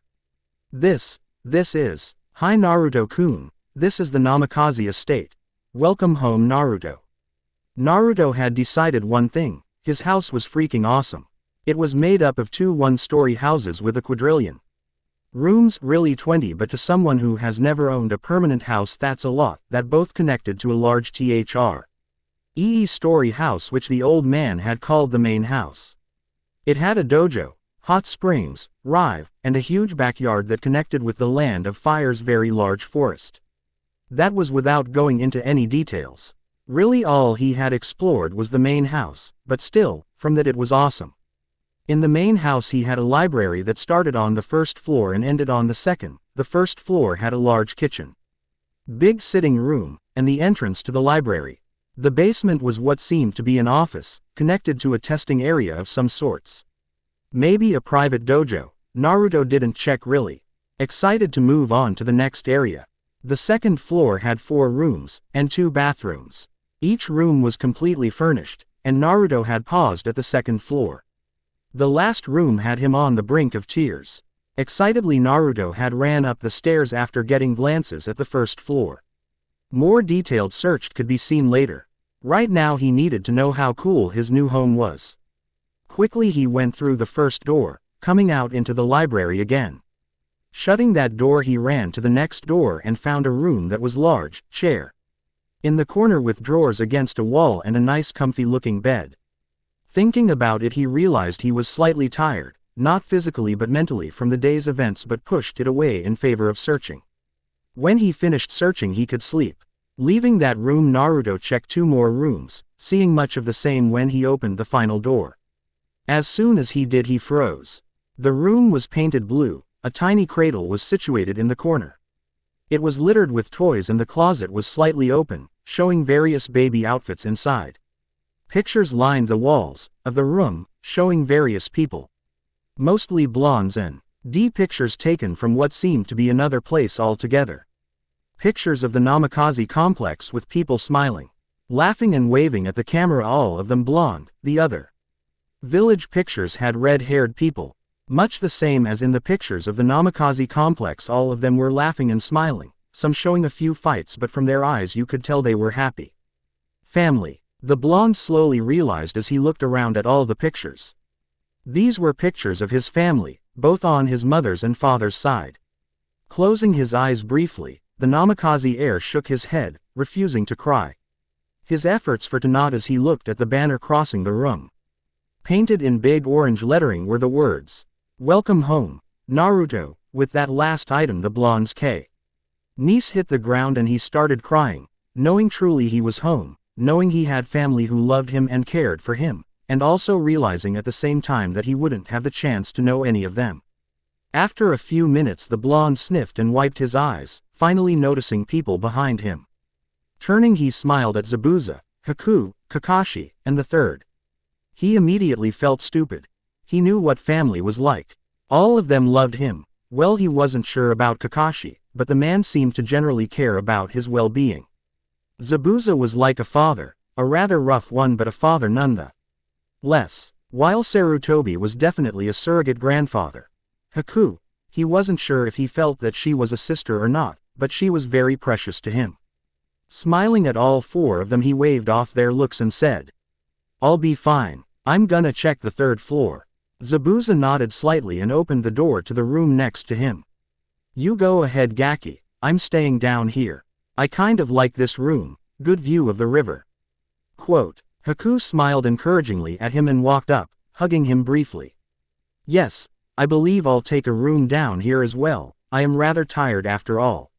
She head into the room across the hall from Zabuza. Kakashi gave a slight eye smile and said, "I just remembered I left my stove on." This caused both the Hokage and Naruto to sweat drop as the man left via Shushin. The Hokage gave Naruto a smile and patted his back. "I have some more paperwork to finish," the old man turned, leaving, cursing the bane of his existence. Naruto smiled slightly, understanding the message under all of it.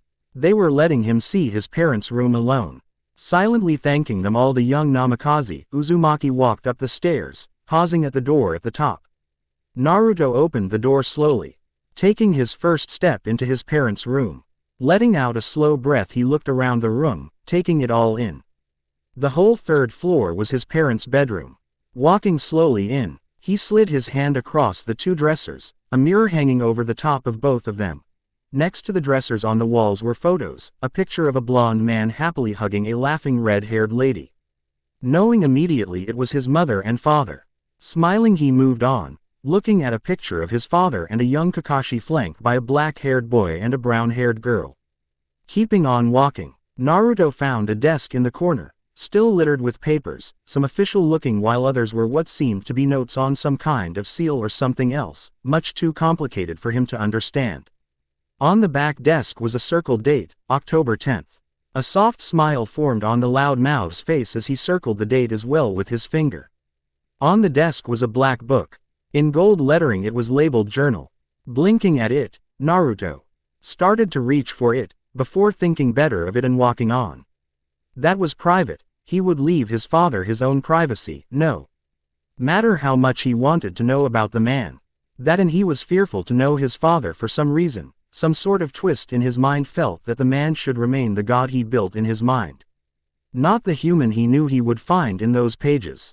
Walking on, the Uzumaki found himself before a window shining with the setting sunlight, a beautiful view over the forest where the sun was setting on the horizon. Walking past the window he found himself in front of twin closets, one filled with clothing for a female, obviously his mother's, the other being his father's. Inside were Junin vests, black shirts, and two matching sets of cloaks, one saying fourth in kanji, the other labeled Yellow Flash. Beside the two was a headband with the Konoha insignia. Smiling, the blonde grabbed it and gently held it up to his chest. Walking to the king-sized bed set two twin dressers, Naruto sat down and looked around. On the other side of the bed was a door that doubtless went to a bathroom or something of that sort. But Naruto would check those out later. For now, he just wanted to rest, in wonder that in one day he had found his family, and he had found his true home. Softly Naruto closed his eyes, falling easily asleep with a small, soft smile on his face. Maybe things in Konoha wouldn't be so bad. Happy dreams were dissolved when a bucket of cold water hit him, courtesy of his new, yet old sensei. "What the hell, you bastard? You soaked my parents' bed." Zabuza smirked and muttered, "Kai." Immediately the water that was previously soaking the Uzumaki was gone. "Gaki, you suck ass at genjutsu. Now get up and get ready. We have ass to kick." Naruto blinked in confusion for a moment before grinning, remembering. "Oh hell yeah, so, did you issue the challenges?" Zabuza smirked. "Nah, you guys are gonna do that."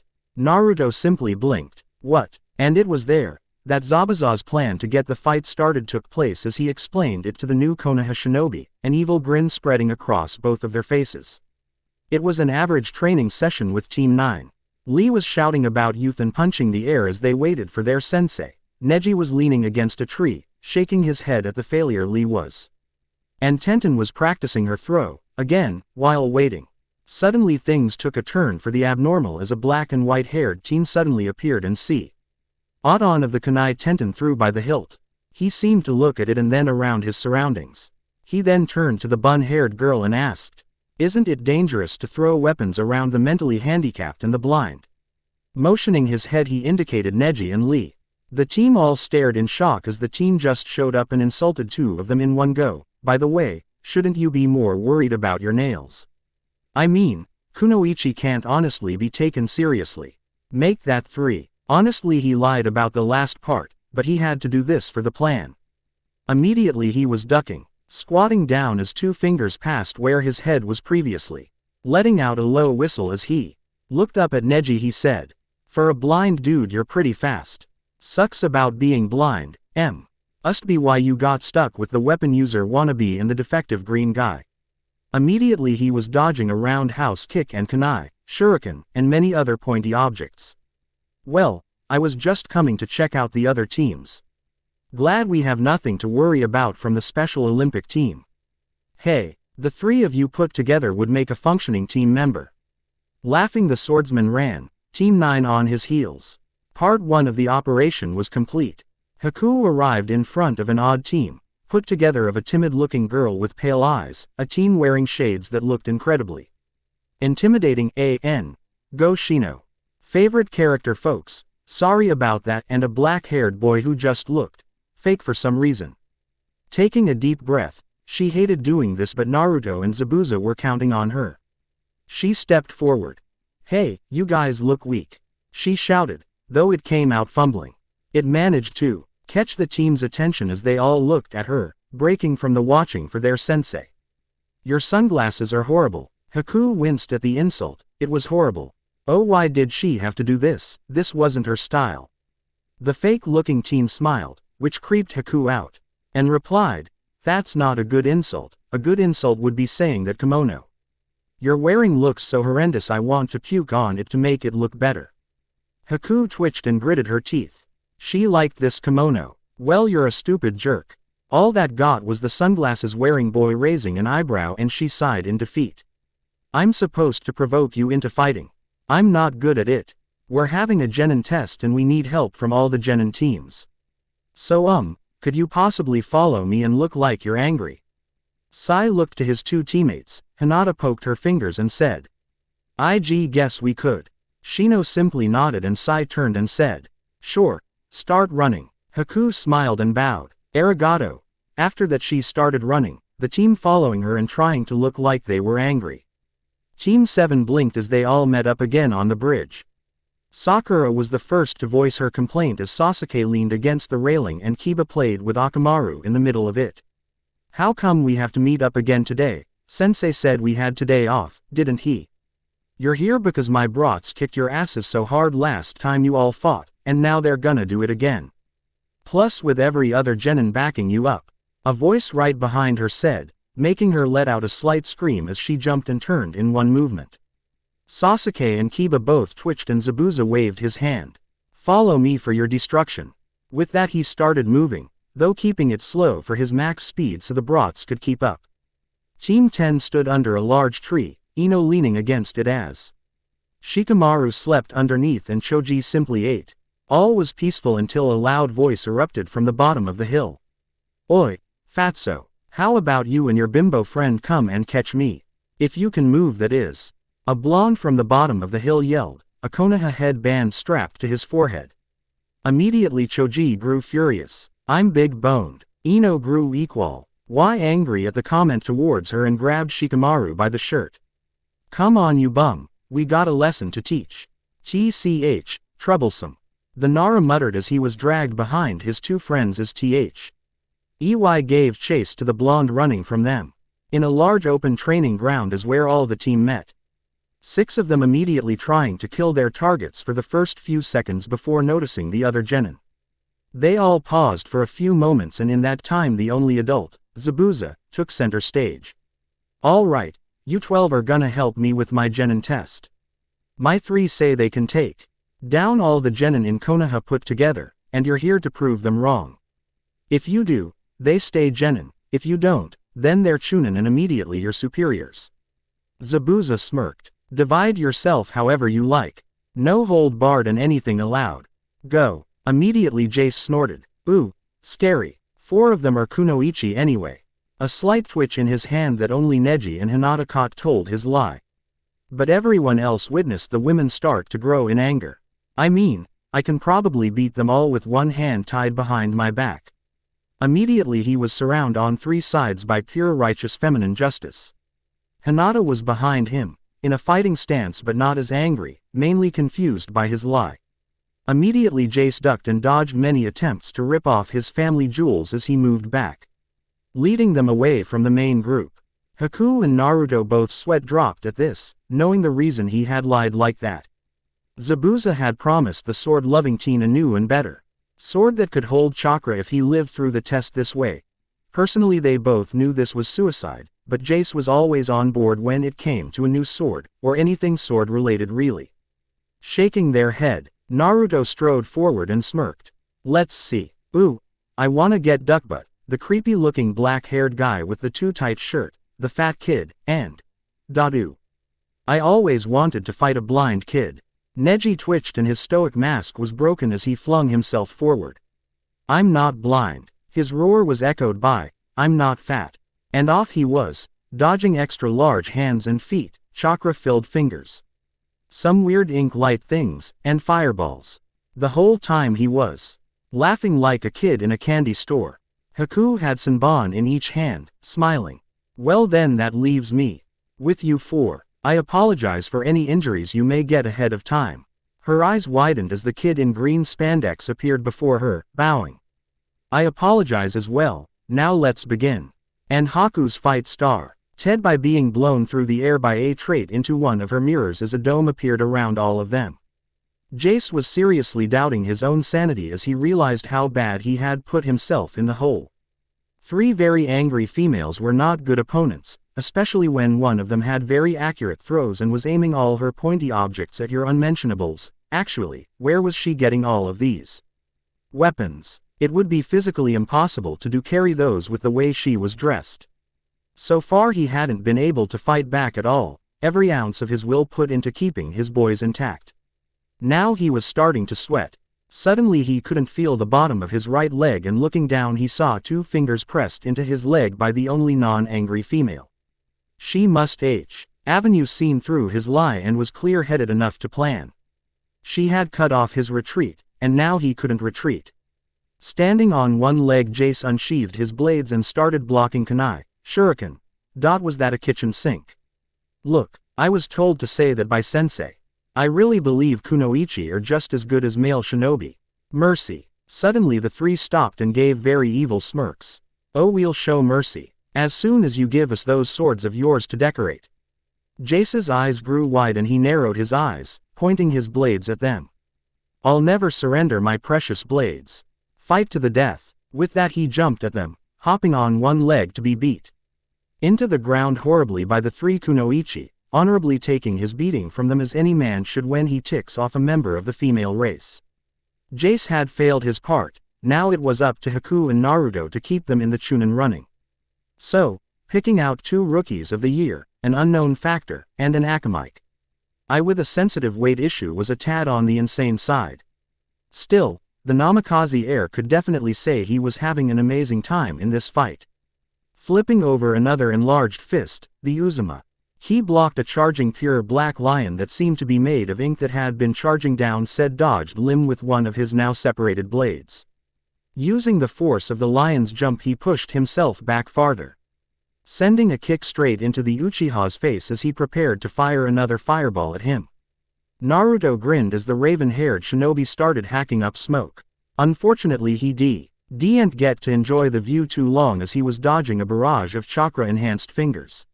One touch from those things and it was game over, even for his advanced healing.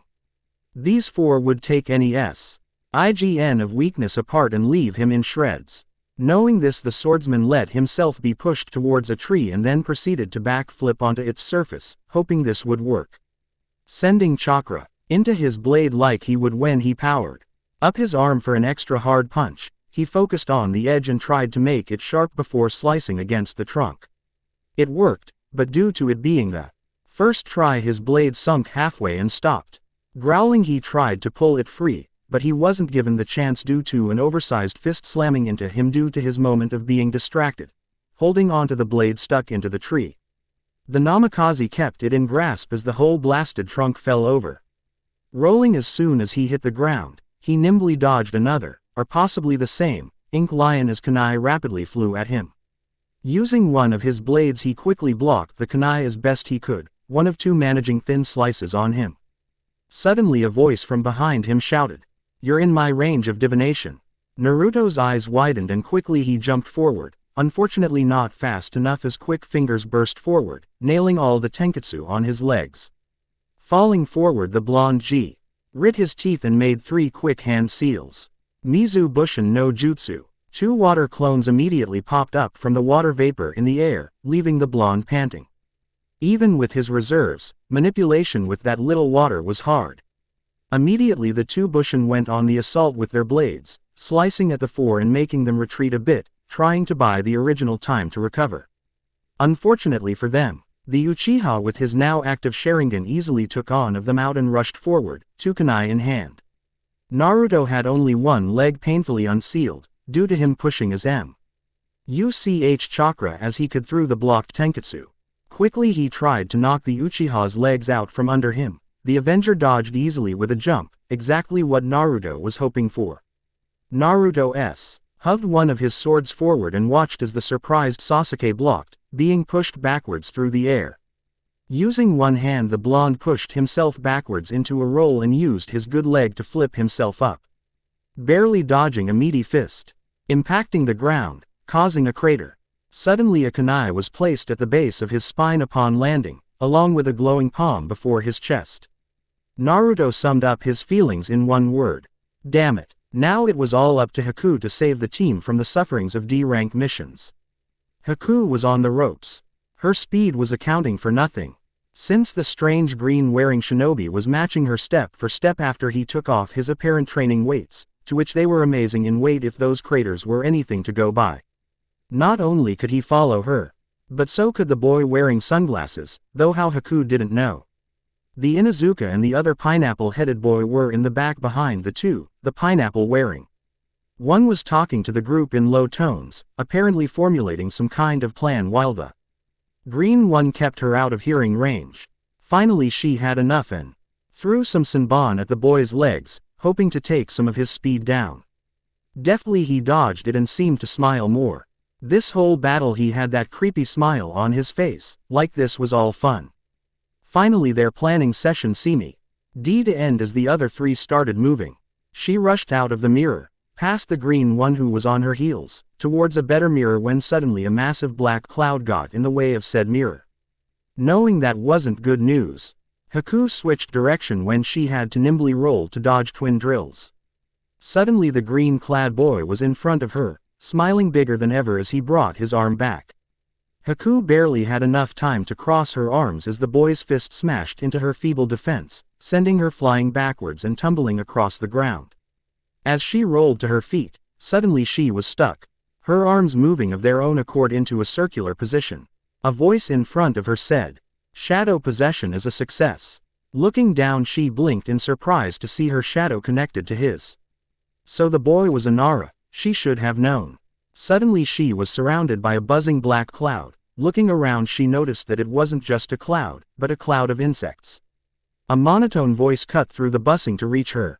"You best surrender, or my Kekai will drain your chakra until it is impossible for you to move." Looking down in shame for her defeat, Haku sighed. "I surrender." And now it was official, the team was doomed to a month of D-rank missions. Back in the general meeting area, everyone gathered before Zabuza, Naruto and Haku both standing, while the girls dumped a barely conscious Jace on the ground, looking a lot like minced meat. Zabuza observed the scene before him, and started laughing. "I knew you brats bit off more than you could chew. Anyway, all I need is blonde Gaki. The rest of you can go and do what you please." With that he grabbed a hold of Naruto and vanished in a puff of smoke. Slowly everyone began to disperse, leaving only two figures left on the training field. One with her hair in buns and the other still looking like mincemeat, but in a sitting position. Slowly the pile of mincemeat said, "Why are you still here, and staring at me? I wanna see your swords." C said, leaning forward to try and get a look at them. "No," Jace said protectively moving backwards with them to see them. Jace hugged his swords for dear life and yelled, "Why do you wanna see my precious swords? 'Cause swords are so amazing. I especially like katanas." Tenten started off, beginning a rant on how awesome swords were. "Wait, you like swords?" Jace said in surprise, cutting her off mid-rant. "Of course, they are some of the best close-ranged weapons to have," Tenten said, as if in shock he would have to ask. Very reluctantly Jace moved one of his blades out. "Just don't scratch it or anything." And thus a friendship began between two weapons freaks. Naruto and Zabuza appeared before the Hokage, who was simply smirking. "Chunin rank, Naruto-kun." "Screw you old man," Naruto yelled, pouting childishly as he turned his head away. The Hokage simply laughed and pulled the scroll and sword out once more. "Naruto-kun, there was two things in that test. 1. To show you that big words can lead to a hard fall, and 2. That even the best of shinobi, when met with teamwork, can fall. You'll still get these." Naruto blinked thoughtfully and then nodded, pondering this before grinning and reaching for the items impatiently. The aged man chuckled and handed them over. "Just to let you know, not even I know what's in those scrolls." He placed a blood seal on it. "So how do I open it?" Naruto whined, thinking that only the Yondaime could open it now due to him having the only blood needed. Sarutobi rolled his eyes. "Simply prick your finger. He was your father, Naruto-kun." "Right." Taking a deep breath, the blonde pricked his finger and watched the drop of blood slowly drop down and hit the scroll. The scroll glowed yellow briefly before opening slightly, unsealed for all its contents to be read. As the scroll started to open up, it also began to glow. Suddenly, as if though a strong wind burst from inside it, the scroll shot open and glowed a bright yellow, a seal being shown straight in the center of the scroll. The scroll looked almost as complex as the one on Naruto's stomach. It was brightly glowing a dark yellow, seeming to wash everything near it in a golden light. Just as it grew to its brightest, it suddenly faded to a dark inky black, and as if in response Naruto's body seemed to be blasted by some unseen force. Immediately Kakashi was behind the blonde as he caught him as Sarutobi grabbed the scroll, examining it to see what had caused the reaction. To his surprise, it was not a seal the Sarutobi recognized, and while he was not a seal master like Minato and Jiraiya, he knew a large amount of seals. Finding one of unknown origin disturbed him slightly, and he shifted his gaze to the Namikaze, who was out like a light, not responding to any of Kakashi's attempts to wake him up. Slowly the Hokage shook his head and asked himself, "Minato, what have you done now?" Naruto's mindscape. Naruto groaned as he looked around, getting up from his lying position. Oddly enough, he was in a plain white room, not decorated at all and holding nothing but a small white bed at the very far end. Sitting on the bed, someone who Naruto had only seen pictures of. Minato Namikaze, the fourth Hokage, sat, staring at his son in slight wonder. Naruto realized his face must look something the same. Immediately he scolded and started walking towards the man, not knowing what he was going to do. Right now he was running solely on emotion. Stopping before the still staring man, Naruto brought his fist back and let it sail. It made contact and a shocked man was left, lying on the bed, staring at his son in even more surprise and holding his cheek. A lone tear slid down Naruto's face as his whole body trembled in a mix of emotions. He was confused at what was going on, happy that his father was there while at the same time angry at the man who had placed such a burden in his own son to save such an ungrateful village. All at once he wanted to beat the man and hug him. This was not a situation Uzumaki Namikaze Naruto knew how to deal with. Slowly a single word slid out, only one word. That seemed to sum up all of it in one go. Why? It was spoken as a whisper, but that whisper carried all the conflicting emotions that the Namikaze heir felt, and suddenly he felt like he was for once more running from a mob and eating things he could find in the garbage. The blonde man on the bed slowly sat back up and frowned slightly, seeming as if he wanted to say something, but couldn't find the words. Slowly he sighed and looked up at his son, a look of sadness but also a look of a man who had made a decision and did so without current regrets. The Kyuubi was coming, and there was nothing I could do. Sealing was the last and only option I had. I wanted you to be a hero of this village. Slowly, as if unbelieving, the man reached out and touched the shaking boy's cheek, as if confirming he was real. You have grown, my little son. You look only 12, yet you're a chunin. Your godfather must be training you well. Not to mention your mother. Minato's soft smile turned into a confused expression to match his son's angry and confused expression. With an angry step backward, the Uzumaki smacked the hands away and glared at his father, finally having an outlet for all the emotions that had resurfaced due to his return to this village. A hero. This village treated me like shit. No, they treated shit better than they treated me. I was kicked out of the damn orphanage at age 3. I was living on the streets until I was 7. I had to eat from garbage cans, deal with this ungrateful mess you call a village trying to track me down and kill me daily. The only good thing I got from this village was the old man. The only problem was he couldn't do much to help me since this village you gave your life to protect tied his hands in problems as well. Now you're expecting what? Some prodigy child raised by some godfather I never knew. I was never raised by anyone. Not until I found my true family. Huffing and out of breath, Naruto glared at the man before him, tears of frustration coming through before the lonely child in him broke. Why did you sentence me to this? Why didn't you make sure I had someone to help me? Why did you and mom abandon me? Namikaze Minato could face down armies of foes, rampaging demons, and an angry wife without blinking and a smile. But the sheer magnitude of the things his son had described to him had left the fourth and rumored to be greatest of Hokages speechless. No one had raised him, His village had ignored his wishes and treated his son like a monster. His village had beaten his son. Shaking in shock, Minato tried to process this before looking at his son. At a loss for words. Clearly things had gone wrong. Very, very wrong. Looking him in the eyes, Minato slowly said, Tell me of your life, Naruto." 2 hours later, Namikaze Minato was laying on the bed of the room, staring at the ceiling in hard thought. All in all, his son had grown up a lot differently than he expected. Apparently his mother was either dead or missing. His godfather, well, when that man died they'd be having a slight chat, and his son's father figure was an apparent missing nin with a blood fetish. Looking to his son, who refused to make eye contact, Minato said, "I never meant for this to happen." His only reply was a scoff. Frowning, the man muttered about mean children not respecting their father. This earned another snort. "Where the hell are we anyway?" "Language," Minato said, trying to be a good father figure, though it seemed the boy took more after his mother, so it seemed like nothing would dissuade his current habit. Naruto shot the man a slight glare. "A bit late on the fathering. Can you explain, since I know this is your doing? We can work on how you screwed my life over later." Shaking his head, Minato said with a slight smile, "This has been one of my projects since I ever started to learn how to seal. It was meant to be a shinobi journal, or something off the sort. I actually adapted with some tips from Sarutobi's student Orochimaru. A shinobi with enough sealing know-how can incense, place a small bit of their sits adapted to them in their blood. It was meant for shinobi families, so if a child ever lost their parent, they had this soul for them to open later on and get to know each other. A bonding experience of sorts.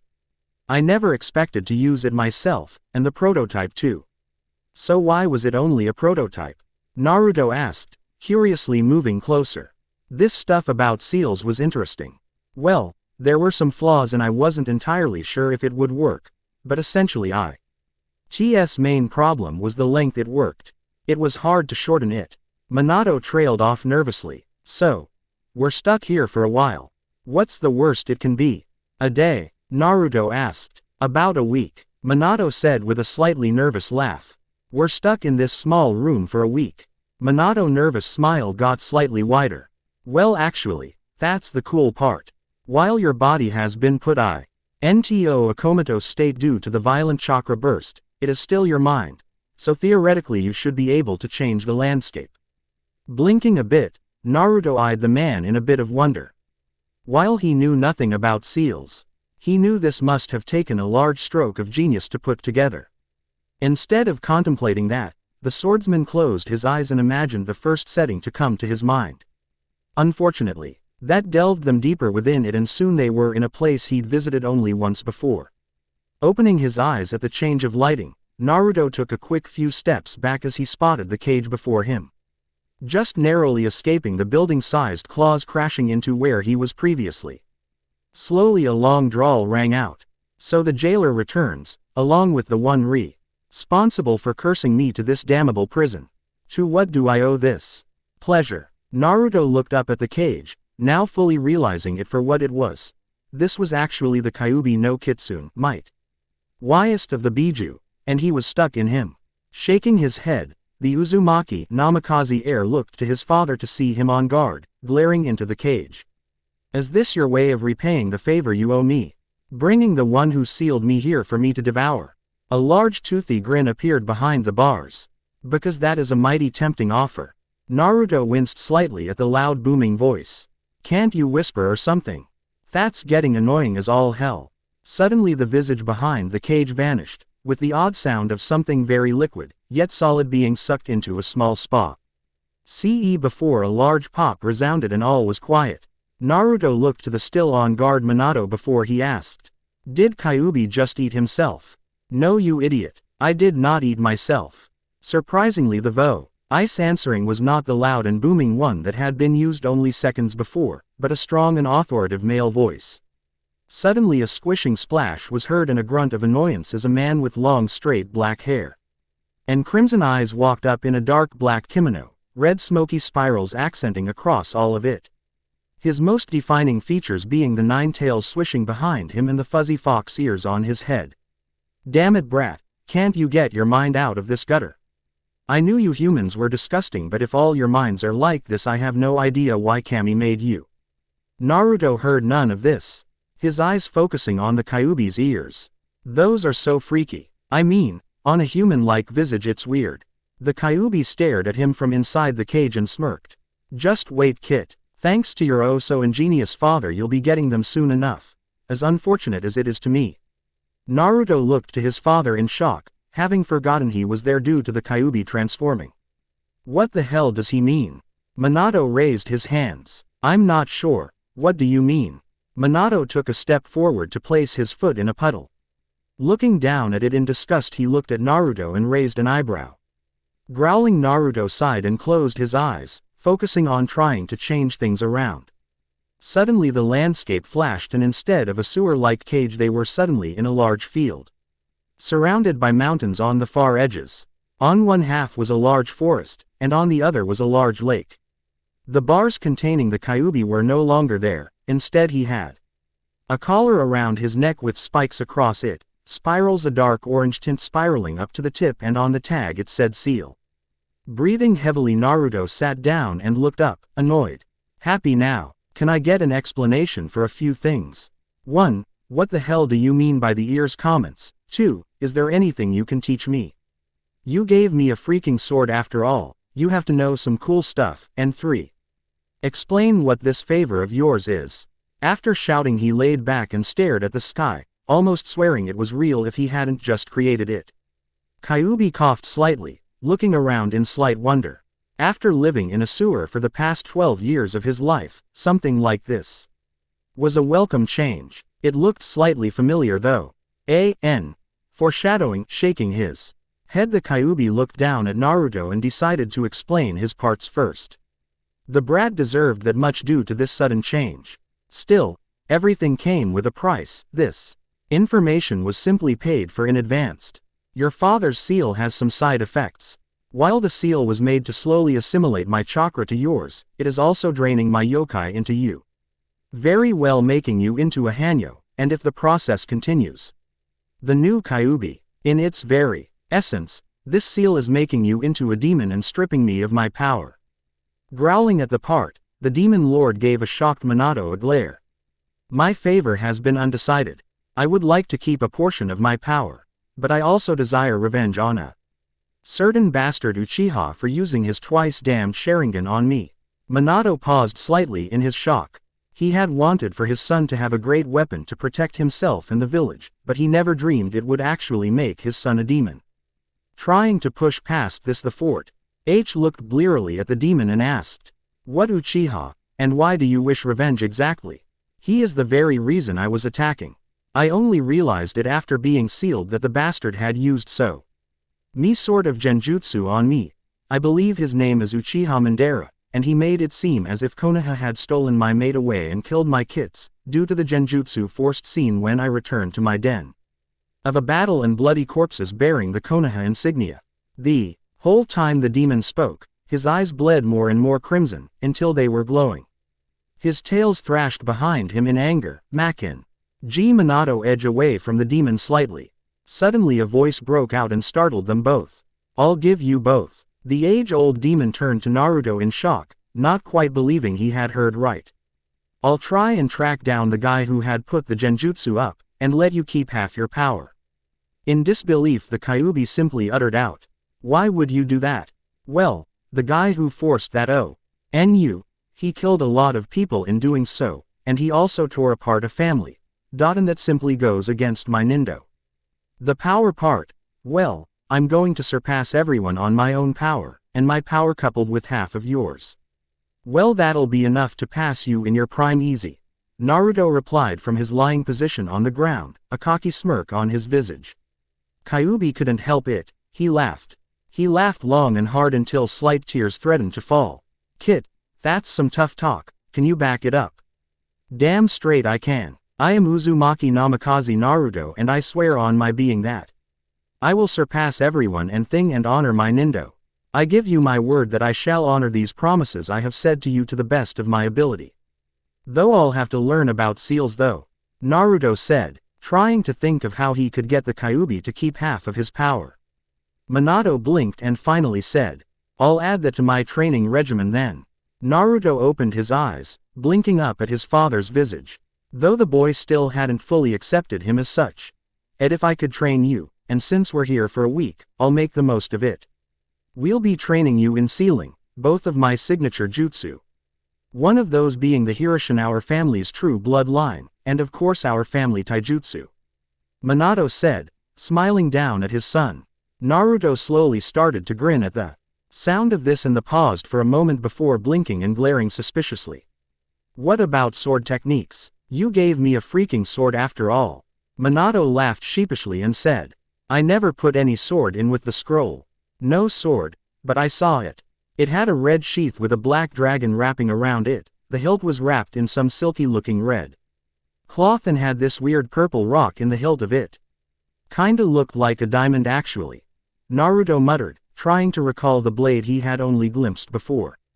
Minato's eyes widened at the description, before glossing over the emotion of a deep sadness hidden in the dark blue orbs. If that blade was in with his scroll, it meant only one thing. Something had happened to Kushina-chan. So that was why Naruto grew up without a mother. Slowly and sadly Minato explained to his son. "That was your mother's gift to you actually. That sword is an heirloom, it's said. The true heir who would restore the clan to its former GL. Ori would be the only one to pull it from its sheath. You see, the Uzumaki clan was slowly falling when I was alive. Actually, your mother was one of the 20 Uzumaki still alive. I'm not sure if any are left. But your mother was from the main branch of the clan, and as such passed the sword to her heir, you. I must mean your mother is passed on as well. I'm sorry Naruto-kun." Naruto blinked and sighed. Sadly he kind of expected it, at least this was better than her abandoning him. Shaking his head from his sad thoughts, Naruto nodded. "All right then, I'll just keep trying my own sword style then. When do we start training?" Quote, "Now." So the training progressed. For 3 days straight Minato trained Naruto without rest in each of his specialized areas. The first day was solely Devo. Ted to training in the family training style, the flashing palm. It was as fast as the iron fist while as fluid and flexible as the Hyuga's gentle fist. The taijutsu was dedicated to getting inside knees guard quickly and aiming for pressure points in a body's naturally weaknesses, such as the back of the knees, and at muscle points such as the elbows or any bending joints. It relied heavily on speed and precision. For the first few hours they went through the basic beginner kata, developing muscle memory. When Naruto asked why weren't they working on conditioning, his father replied that any of that they did in here would not go through to the outside, but the things like muscle memory and chakra could be dealt with here and carried out into the rest of the body upon his awakening. So the day progressed, going through the kata and slowly ingraining it into his mind, while Minato attempted to write scrolls that Naruto could study from, for the advanced kata that he had gotten his son to create. For these he used Kyuubi's help.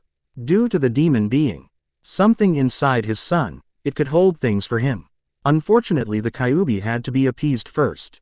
Oddly enough though, it wanted a rematch. The fight that took place was something of legend. While Kyuubi was in human form, it was still a battle that people would talk of for ages, if anyone ever saw it. Sadly though only Naruto was there to witness it. This took almost the rest of the day, and by the time they finished it was a draw, due to the constant tearing of the landscape actually giving the Namikaze heir a migraine.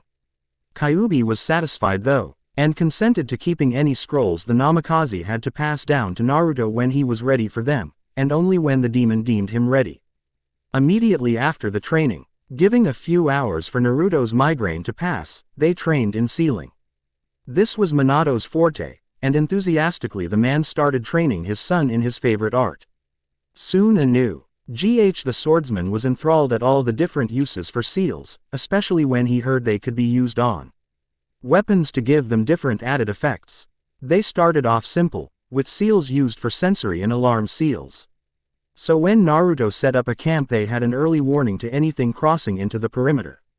Slowly they worked up, only when Naruto could flawlessly write and infer one of the seals he had been previously shown, thus leading the blonde to being frustrated at the sheer perfection he had to have for it to work.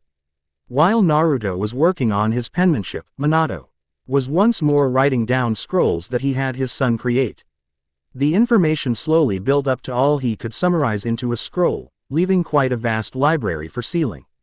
As a precaution, he decided that the Kyuubi would not let Naruto have access to these until he had trained under the Toad Sannin Jiraiya if possible. If it wasn't, then Naruto was to seek training from someone else with seal knowledge, someone to look over his shoulder so he wouldn't screw up and accidentally blow himself up or something else. With Naruto getting to medium-level seals, Minato decided that they would call it for those at the halfway mark and start on the one special seal the blonde would need. The seal adapted to him for him to use the Hiroshin effortlessly. This led to a conversation starting up on said bloodline. Naruto groaned, rubbing his temples at the sheer amount of frustration that the seals had been giving him. Now he was supposed to learn one that would be inscribed for his use of Hiroshin. He had used it before without one. Why couldn't he do it again? Wondering this, he decided to voice his opinion out loud. Minato smiled slightly. Tell me, Naruto-kun, what exactly happened when you used it last time? Naruto blinked and thought back slightly. Well, I was running and really needed to get where I needed to go. Then I felt my chakra throw me there and then I was in front of Haku. Minato nodded slightly and proceeded in his questioning. Did you notice anything else about it afterward? Scrunching his brow in thought, he tried to recall everything that happened before he blacked out. Well, it took a lot of chakra, which is weird because usually I don't feel jutsu effects like that unless I use a lot of them really fast, and I was really sore all over, like cut up and stuff. Minato nodded, smiling. This is because you used the jutsu without a focus. See, our blood limit needs a focus to be used, for it sends our chakra ahead of us, uses it almost like a reverse summoning, but different. It increases our speed so fast that our atomic structure is in danger. Especially if we have no focus against air pressure. You see, the seal will focus your chakra to push air out ahead of you, enacting an instant teleportation, and it homes in on wherever your chakra is specifically. It also cuts down on the chakra used, since it focuses on a single point, instead of a general area. This is the reason that I was known as the Yellow Flash, instead of a part of a clan of Yellow Flashes.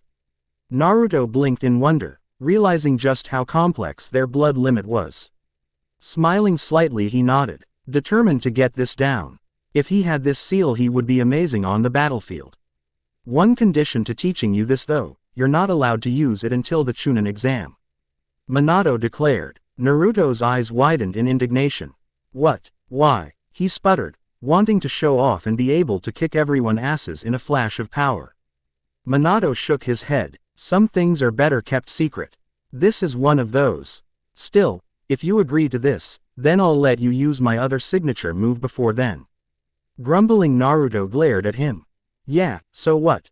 I bet it isn't as cool as the Hiroshin. Minato smirked and held up a hand, a blue sphere swirling in it effortlessly. Naruto raised an eyebrow, skeptical.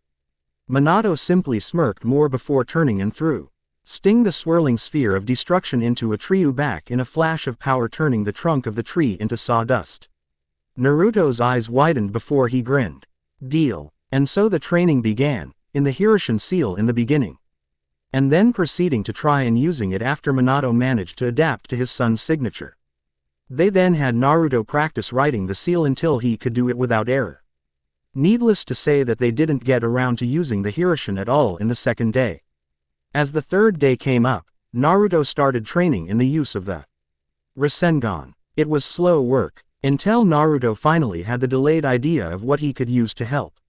So instead of training in the Rasengan, they first trained in the Kage Bushin. Naruto was quick to point out that he already knew a technique like that already.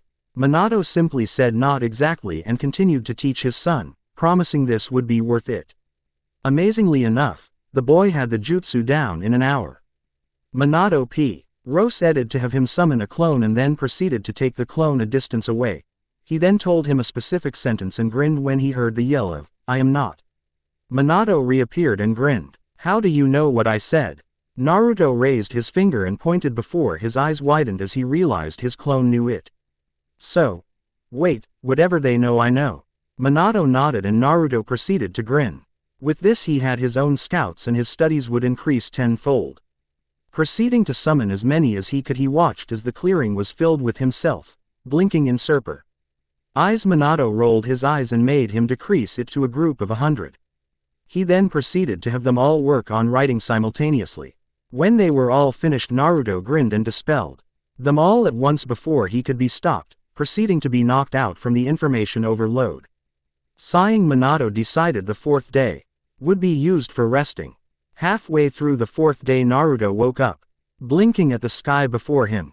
Looking around, he winced and held his head, having a slight migraine still. Apparently releasing so many clones at once was a bit of a bad idea. Shish. Acking his head, he looked to where his father was sitting and blinked, seeing the man staring up through the leaves of a tree as he leaned against the trunk of it. Frowning with a sigh, Naruto realized he hadn't been acting very grateful. He hadn't even tried to learn of his father. Shaking his head, the boy walked over before sitting next to him, startling the fourth out of whatever thoughts he had been previously stuck in. Sitting next to him, the blonde looked into the sky and asked quietly, "Hey.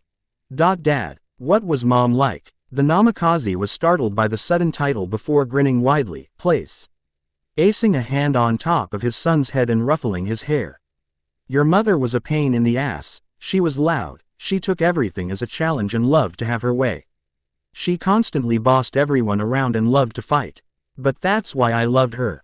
She kept me in check when my head grew too big." Looking at his son, he smiled. "You're a lot like her. She always kept her promises too, and she trained all the time too. She actually asked me out for a date before I could ask her. It was quite funny." Naruto grinned slightly and asked, "So Mom wore the pants in the relationship?" Minato nodded his son lightly in the head and laughed. "Maybe she did, but your old man can still take you down, boy." The day proceeded with the two catching up, acting like a true father and son and acknowledging the relationship. The rest of the days passed with them repeating going over the taijutsu and seals, slowly increasing his knowledge with each covering of it. Slowly the days passed by, and suddenly before they knew it, the last day was before them. They could tell things were changing. Minato seemed to be fading ever so slightly, and Minato couldn't help but feel sad and happy at the same time. Knowing his son had grown up well even without him there. Naruto stood before his fading father, tears threatening to spill. Now that he had gotten him, he didn't want him to just go.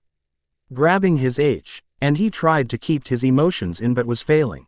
Minato placed a hand on his head and kneeled down next to him. "Be strong, Naruto-kun. We knew this was going to happen. So, it doesn't mean I have to like it," Naruto said, tears slightly starting to flow. Minato smiled sadly, knowing his presence was fading fast. Closing his son in a hug, he quietly said his last piece. "Look, Naruto, I want you to try and find Jiraiya-sama. Tell him he owes you some seal training and a summoning contract for his neglect of his duties." Naruto tried to speak and Minato silenced him by a stronger hug. "Shish, listen, I'm fading fast now. Look, whatever happens, know I am proud of you and will always love you. Now tell me, before I fade. I've been wanting to hear your Nindo." Naruto smiled sadly too, crying freely now. "My Nindo is to stand up for anyone and everyone, and to be the protector of everyone. I will always keep a promise, and I will be the protector of anyone who needs it. The only thing that can stop me from being the Hokage will be if the village is destroyed, and then I'll start my own village." Unfortunately for the blonde, his words may come very close to his exact words. Sin. Glade tear rolled down the man's cheek as he hugged his son once more before smiling. "Both me and your mother are proud, just remember, no matter that always." As the man vanished, the mind world dissolved and Naruto's eyes truly opened. Tears streaming from them as he awoke to the sound of someone shouting. He woke up, his father's final words replaying over and over again in his mind. First off, I want to say the training idea, which shall be marked with another note, is the property and creation of Third Fang. I am using it with author's permission, and since I have that, I am shamelessly promoting his story yet again. With a little extra help. This story is so amazing with its action, characters, and humor that you'll be torn from drooling in awe to busting a gut in laughter. Seriously, go read it, after this chapter. Hey, don't even think of clicking that fiction button. Looking around quickly, Naruto blinked when he saw that for the moment the room was empty. This was the first time in 2 hours it had been empty. Ever since he had woken up there had been people checking him over, asking what had happened and poking him with weird objects and needles full of stuff. After a while he had simply lost track of what was going on in the blur of motion, thinking of the week with his father. Sighing, the Uzumaki looked down at all the things he was connected to and smiled slightly. It was time for another grand Uzumaki escape. He hadn't actually pulled one off in a few months, and Konoha hadn't had one since he had been chased by mobs when he was young. It was definitely time for one by his standards. Creating a shadow clone with ease, the swordsman nodded to it and the clone smirked, switching the machine monitoring his vitals off. When that was done with, Naruto instantly ripped the various plugs and items off his body and gestured for the clone to take his place in the bed. As he was being replaced, the blonde grabbed a pair of scrubs to replace the clothing that was not there for him. A quick henge for his hair and a surgical mask to cover up his cheeks, since for whatever reason he couldn't henge those, and the Uzumaki looked to be an intern, be it an extremely short one. Turning to his clone he held out his arms in a, "How do I look?" fashion. Frowning, the clone smiled and said, "Perfect." Nodding, the Uzumaki said, "You should last for a few hours, but if no Brow-sensei gets here, dispel yourself immediately. I don't want him dispelling you, the memories would be kind of painful." The clone nodded, and with that Naruto started walking out the door. No one even noticed his presence as he kept walking. For good measure, the team grabbed a random empty clipboard off a counter as he passed it. Soon he was on the first floor and was only a few steps from escape. Meant a pat on the back for an escape well done, Naruto was about to walk out when two separate hands clapped down on his shoulder in a steel grip. Freezing immediately at the touch, Naruto slowly turned his head and saw the creepily happy visage of Haku and the not-so-happy, more glaring visage of his sensei. Behind them Jace waved at him and the Hokage simply was looking amused. Liu King to the two before him, Naruto decided to go to Plan B, aptly labeled Plan, make up random things to save your ass. Haku-chan. Sensei. What a surprise. I was just going to go look for your since I'm up now. Naruto shouted happily, smiling nervously under his mask. Then why do you have on surgical scrubs and a mask, brat? Zabuza asked, sounding menacing but busting a gut mentally. Oh, these. I thought I woke up and it was Halloween. So you know, I figured I'd grab the first costume I found.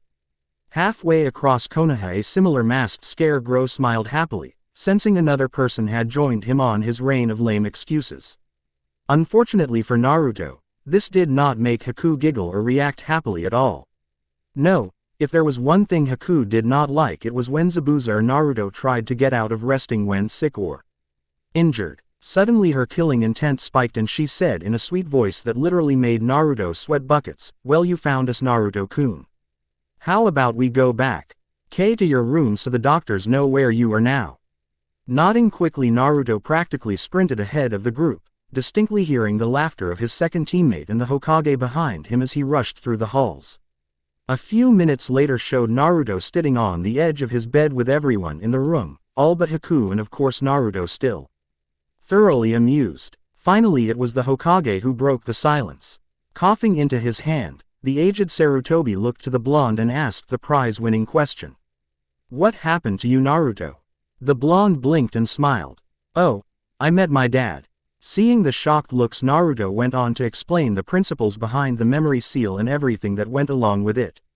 When he finished that, he explained some of what he went through with his dad, leaving a good part of it out since his father had told him to keep the Hirsahin training a secret from everyone. When he came to the part of the sword, Naruto paused and then looked to the Hokage. "Do you have it with you?" "Unfortunately no, but after you're cleared we can all go to my office. I assume it's a family matter after all," Sarutobi said with a slight smile, as if knowing something the other boy didn't. Naruto blinked and frowned, raising an eyebrow at the aged Hokage. After a minute Naruto sighed and shook his head. "All right, I give." "What's with the way you worded that?" Sarutobi simply smiled slightly and reached inside his robe, bringing out a pipe. Placing it to his lips, the third placed some tobacco slowly in it, annoying the blonde further. Finally he was done, and he looked to the swordsman who was developing a slow eye twitch at waiting. Well, simply put, you're not the only Uzumaki here, the Sandyame said with a wry smile. Naruto paused for a moment before sharply eyeing the old man. Explain. Well, the council was not too thrilled to have you back, and even less so to have your comrades here in the village. The Hokage said, which to Naruto the double meaning was clear. They were reluctant to accept the demon, but there was no way in hell they wanted more demon lovers in their village. Biting back a few choice swear words, he waited for the Hokage to continue. It took a few quick maneuvers and a small white lie, but I managed to convince them that they had taken part in a certain clan ritual all clans have, and that you re already a citizen and shinobi of Konoha. In other words, we're all one big happy family. Jace shouted, being the first one in the room to talk since the two had begun the conversation, also effectively ruining the serious atmosphere. Naruto blinked, giving them a slightly shell-shocked look before shaking his head and snickering. Soon the snickering had turned into a full-blown laugh and everyone began to worry about the boy's sanity. Soon it started to die down and the teen wiped a bit at his eyes.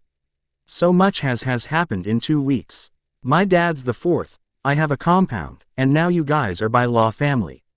All that's left is for me to become Hokage tomorrow and everything's set. Naruto shouted with a grin.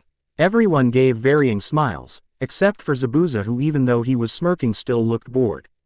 The Hokage coughed slightly into his hand, blowing out a wisp of smoke. I don't believe you'll have my job just yet. Whatever, old man, just get me out of this hospital. 2 days passed with Naruto stuck bored out of his mind.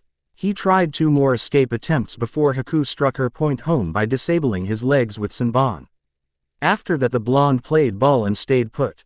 Finally the 3rd day came and the missing nin turned genin was let out. Immediately the first thing he did was race to the Hokage's office, not even stopping when the Chunin shouted something about him being in a meeting. Kicking open the door, Naruto was about to announce himself when he blinked and saw Jace and the Hokage conversing.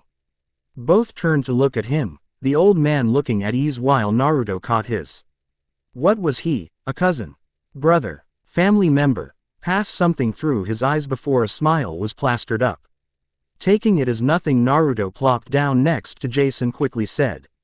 Hope I'm not interrupting. Only a bit, Naruto-kun. I was conversing with Jace about his interesting past with Kiri before he became a missing nin. The Hokage said in an amused tone. Naruto threw Jace a curious look while the black and white-haired teen shot the Hokage a look. Naruto found this even more interesting, since in all the time he was with Jace he had never seen other swordsmen do something that looked actually serious. Hell, even when he was fighting he made it look like a giant joke. Really, I wanna hear. Naruto grinned and Jace sighed. The Hokage sense his uncomfortable stance and quickly said. Maybe when Jace-san wishes to explain himself. Was there something you wanted? Naruto blinked slightly before suddenly nodding. Right, where's my sword? He was already grinning in anticipation. Sarutobi simply rolled his eyes before opening a drawer in his desk and pulling out a scroll. With a quick movement the scroll was open and the sword was out on the desk. Naruto wasted no time in seeing if the prophecy was the hilt of the blade. He pulled it as quick as he could and grinned as it started to move, before something weird happened and the hilt gave a pulse.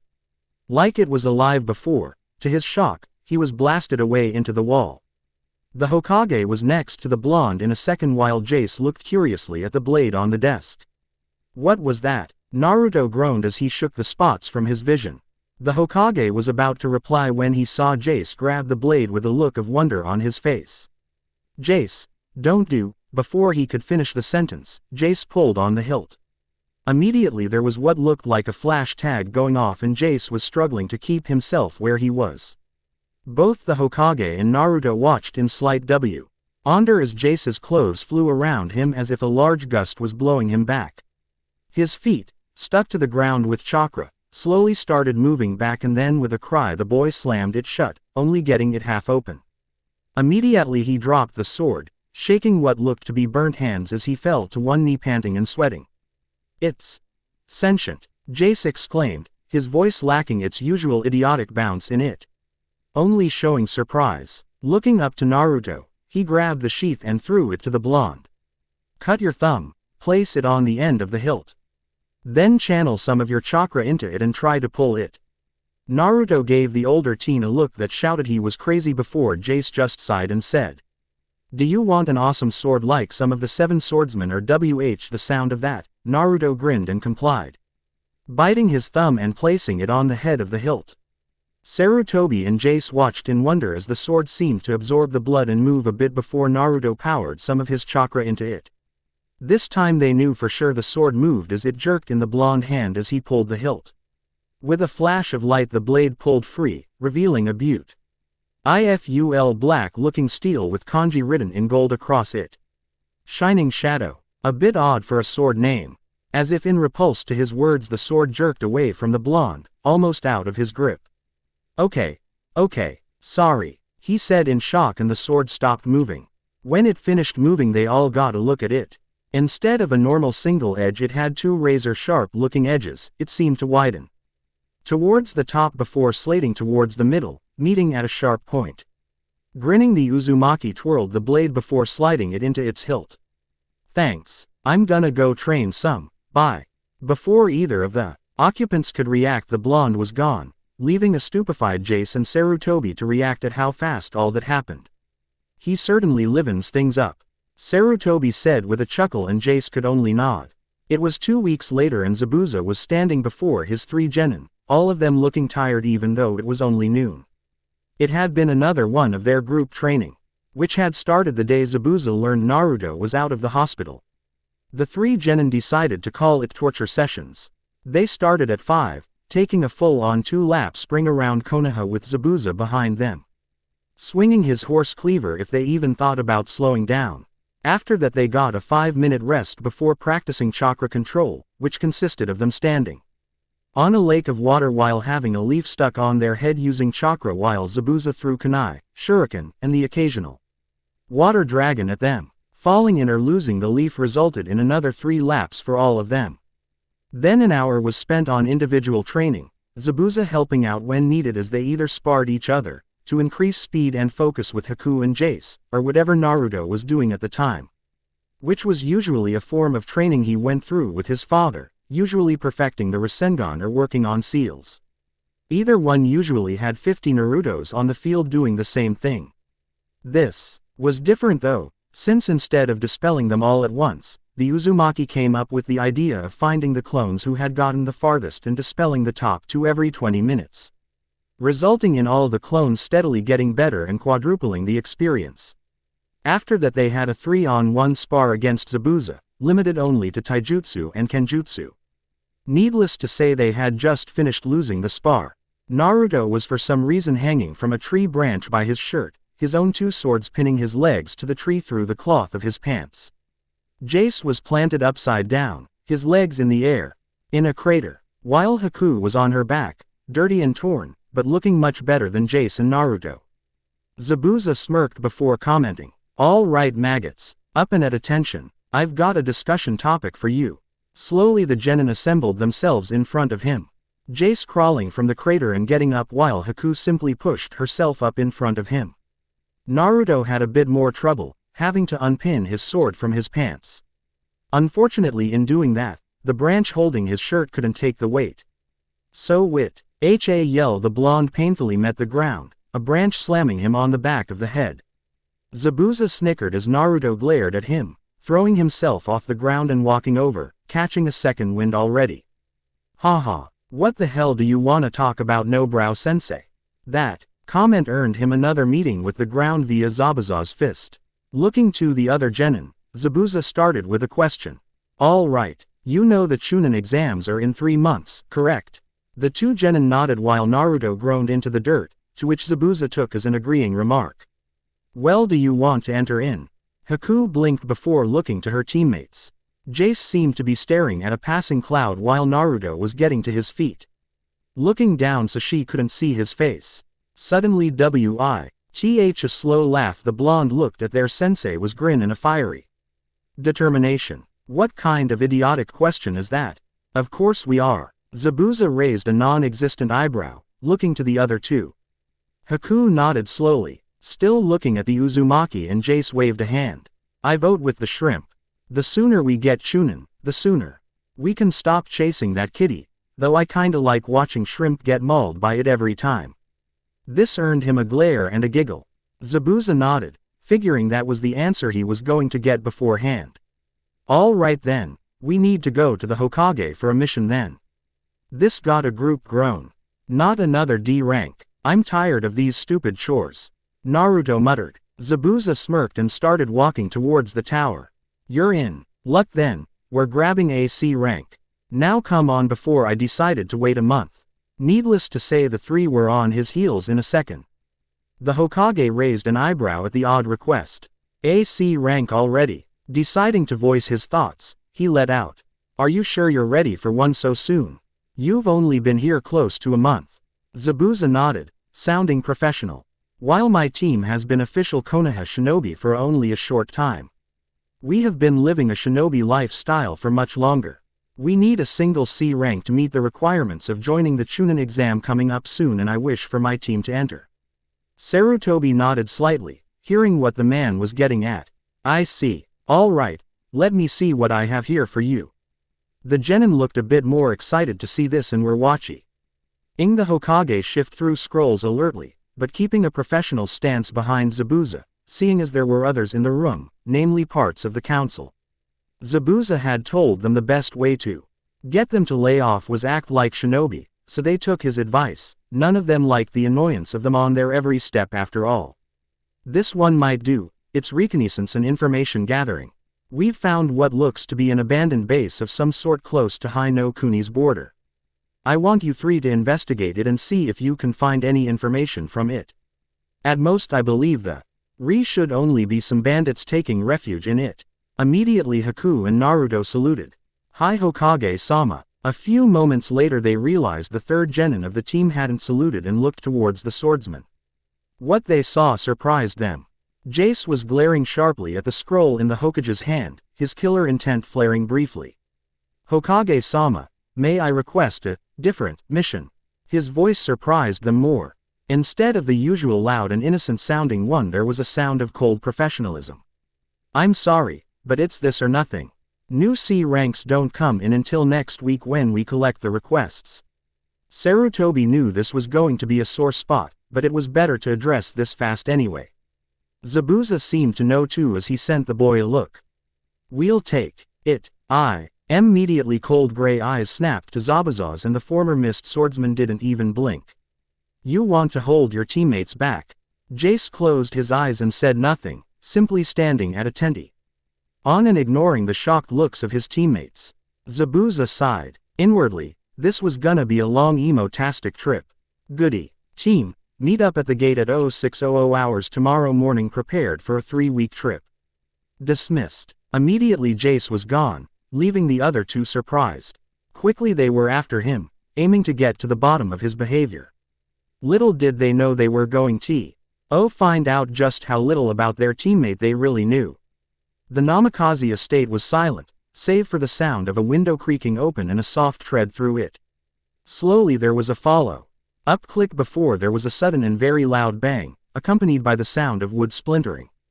The results of all these sounds was one now dubbed Uzumaki Jace, his eyes shadowed by his monochrome hair as his fist was still in the small crater made in the wooden wall of his room.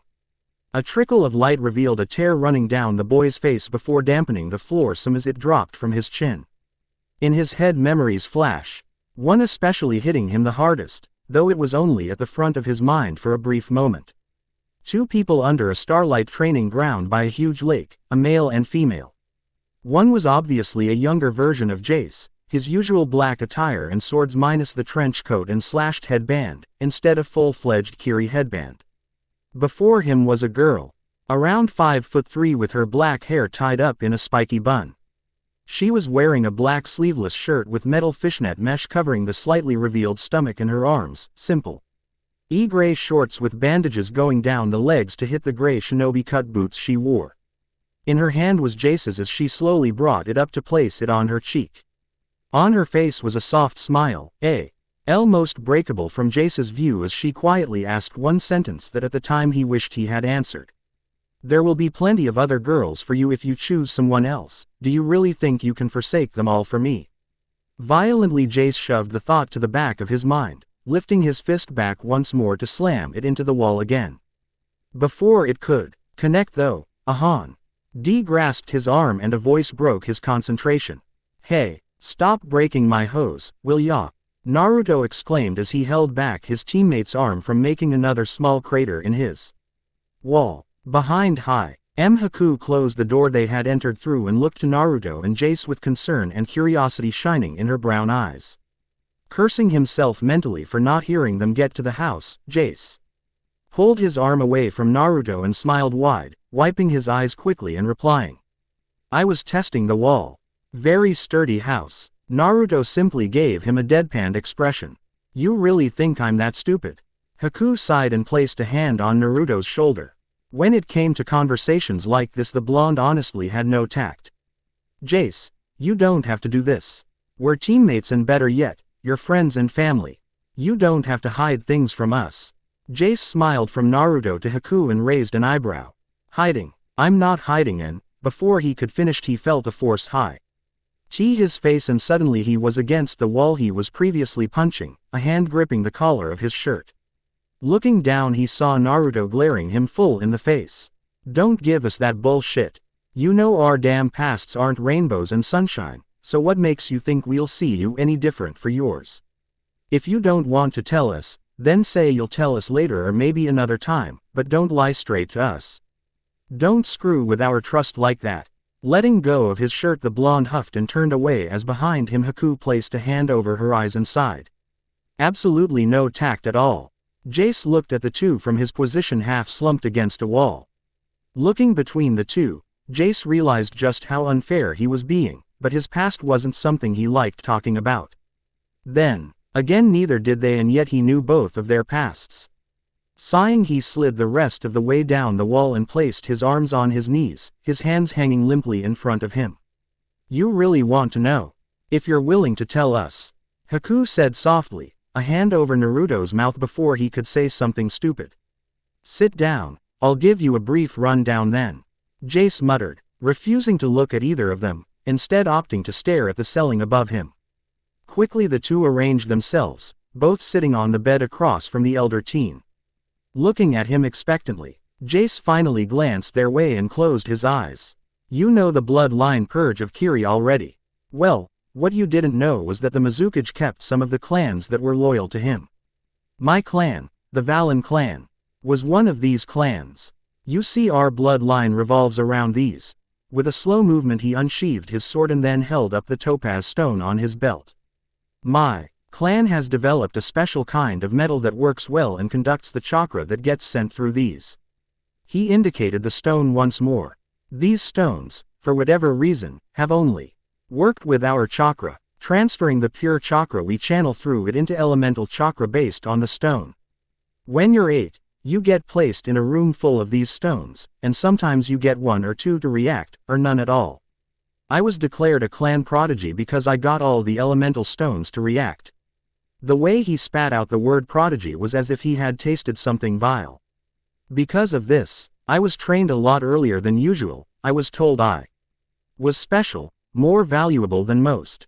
I grew arrogant. Still, I trained up the ranks easily, and by the time I was genin for Kiri I was considered special chunin in taijutsu and my sword wielding. I passed the genin test by killing a clan member before the Mizukage."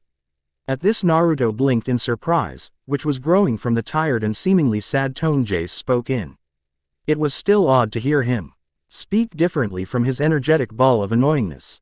Haku herself gasped. "Yeah, sick. The thing is though, the way I was brought up I thought the guy deserved to die.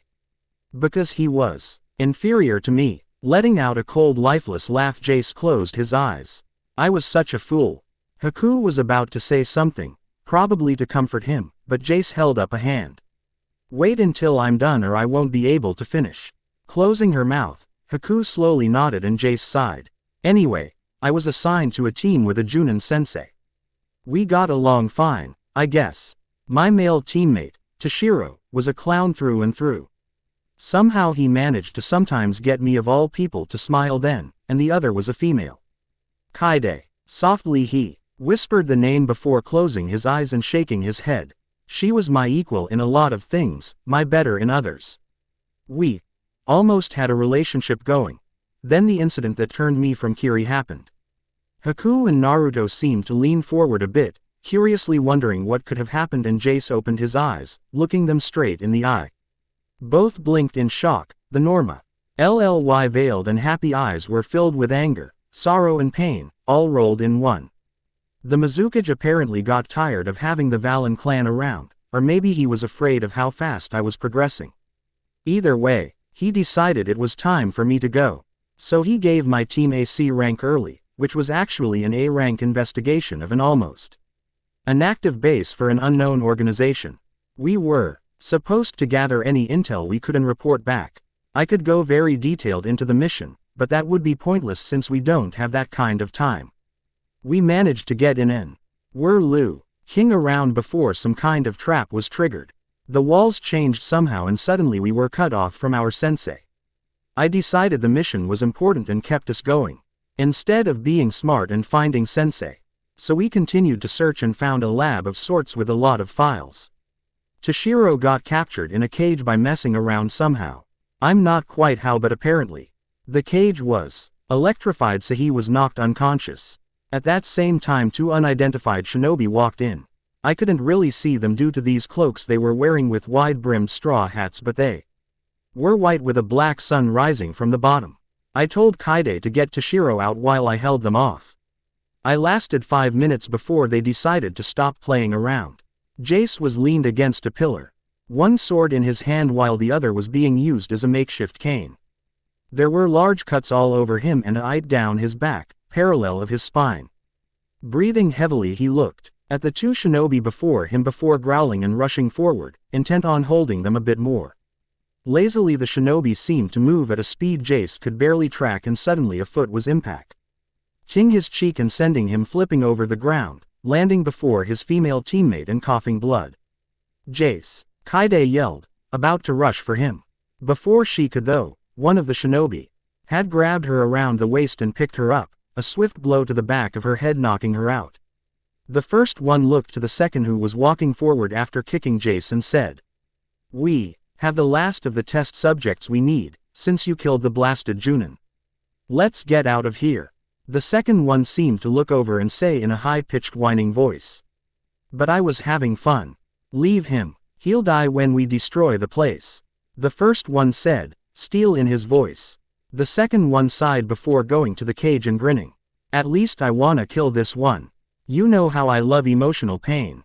Looking straight into Jace's eyes, the second one grinned and, his hand glowing blue and crackling, he placed it on the cage. Immediately sparks shot through Toshiro and the boy screamed in pain before falling to the ground, smoking. Seeing the horror and pain in Jace's eye, the second one cackled before running after his retreating teammate, "Ta-ta, swordsman. Remember the Karyuger did this to you." Jace frowned at the memory and shook his head again, ignoring the concerned gazes directed his way. Kaide got captured and Toshiro was killed. They left me to die with the name of, I guess, their group. Karyuger. I managed to get out before the place was brought down somehow, and a village nearby found me and took me in, treating my wounds. When I got to Kiri, the civil war was in full swing. And apparently my clan was one of the first casualties. I joined the resistance then with Zabuza and helped with his attack on the Mizukage. We obviously failed, and after that we parted ways. There was silence after a few moments before Naruto said, "Did you ever find that Kaide chick?" Haku smacked him upside the head for such a stupid question when it was answered, though by a different voice. "Nope, and he probably won't since I'm betting she's dead," Zabuza said. Suddenly there were two blades held at his neck as Jace glared into the monk's eyes. "She isn't dead. Face it, Gaki. She's dead and you're left trying to be the hero and save her from the bad guys by acting all happy and keeping people away from you," Zabuza said, boredly looking the teen down. "What about you? Wanting to kill the Mizukage to save Kiri? You think they'd take you as a cage after helping kill so many of the clans with bloodlines off? One deed does not atone for your sins." Jace yelled and Zabuza glared, killer intent leaking into the air. "The same applies to you. Both of you stop it," Haku yelled. "Fighting each other won't help anything." Jace looked back at her before sheathing his blade and walking across the room to stare out the window. Silence encompassed the room before Naruto smirked. "I'll help you find them and your teammate," he said out loud. Jace turned to him incredulously. "You can't be serious. We're talking about at least a rank missing nin here." Naruto raised an eyebrow. "So, that just means you need all the help you can get." Jace stared at the blonde before smiling slightly.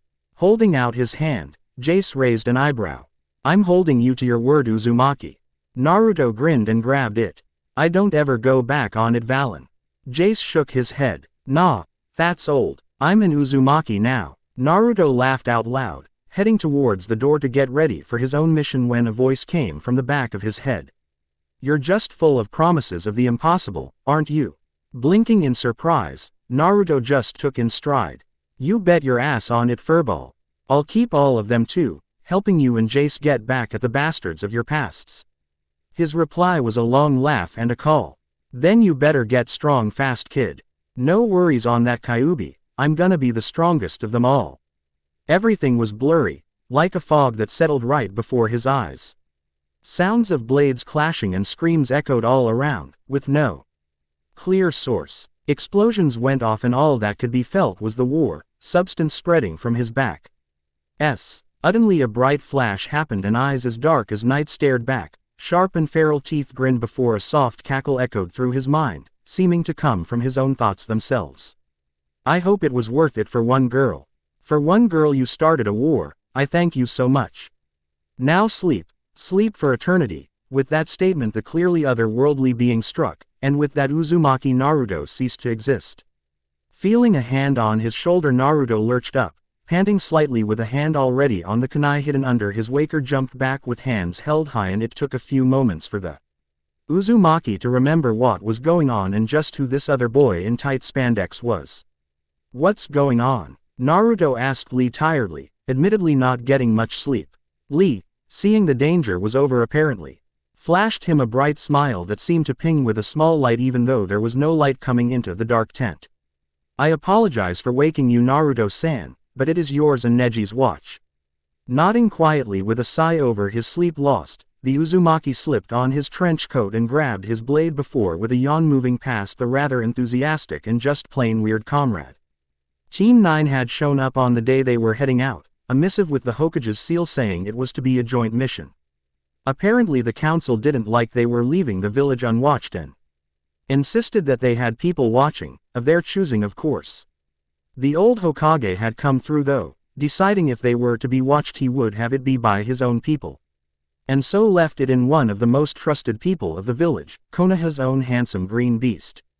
Zabuza had been a little less than thrilled, but figured it was better than having some jackass second-guessing his orders.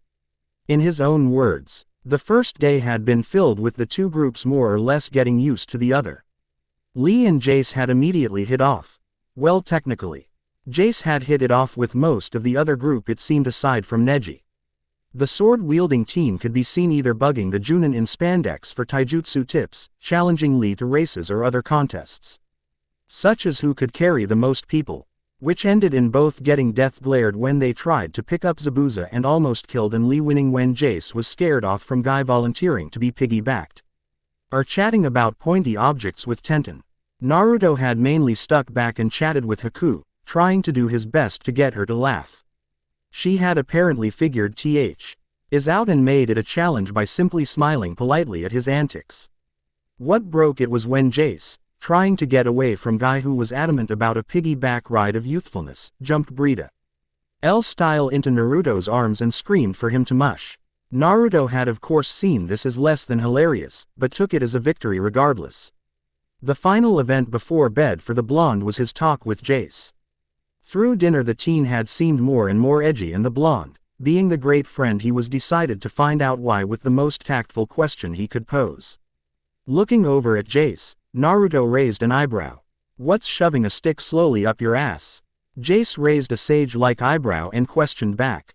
"What's your asphyxiation with sticks in asses? If I didn't know better." "Shut up, you jackass," Naruto muttered with a glare to which he just got a happy smile in return. "Seriously, what's got you nervous though?" Jace turned his uneasy gaze to the fire with a sigh. "Just A feeling that this is going to go to hell once we get to the base. Naruto grinned. Bet that no get there to a boring empty building with musty paper. Jace tilted his head slightly before smirking. Fine. Bet you we hit a crap load of trouble. If I win. I know. You gotta ask Haku on a date. The impish grin on his face as he said this made Naruto's brow twitch quickly. Why that? Naruto asked, clearly wondering the angle being played here. Cause if you two aren't forced to do this, neither of you will act on anything until you're old and gray. Add that to being a ninja and it's stupid. We don't live long lives, ya know. Jace replied as if it were obvious. Naruto frowned in thought. He did like Haku, but he wasn't sure if it was like that. Maybe at some point, it could, maybe be, but right now. Plus what if she rejected him? Well, if that happened he would just say as friends. Loophole found. Naruto grinned and nodded. Fine, if I win, you gotta wear a pink spandex suit like Lee's. Jace didn't even hesitate. Done. Quote. Naruto blinked in shock before giving him an odd look. You're not even gonna question it. Nah, I can pull that look off easy. You on the other hand wouldn't stand a chance, shrimp. Jace said easily, turning his smiling gaze to the fire. Don't make me kick your ass.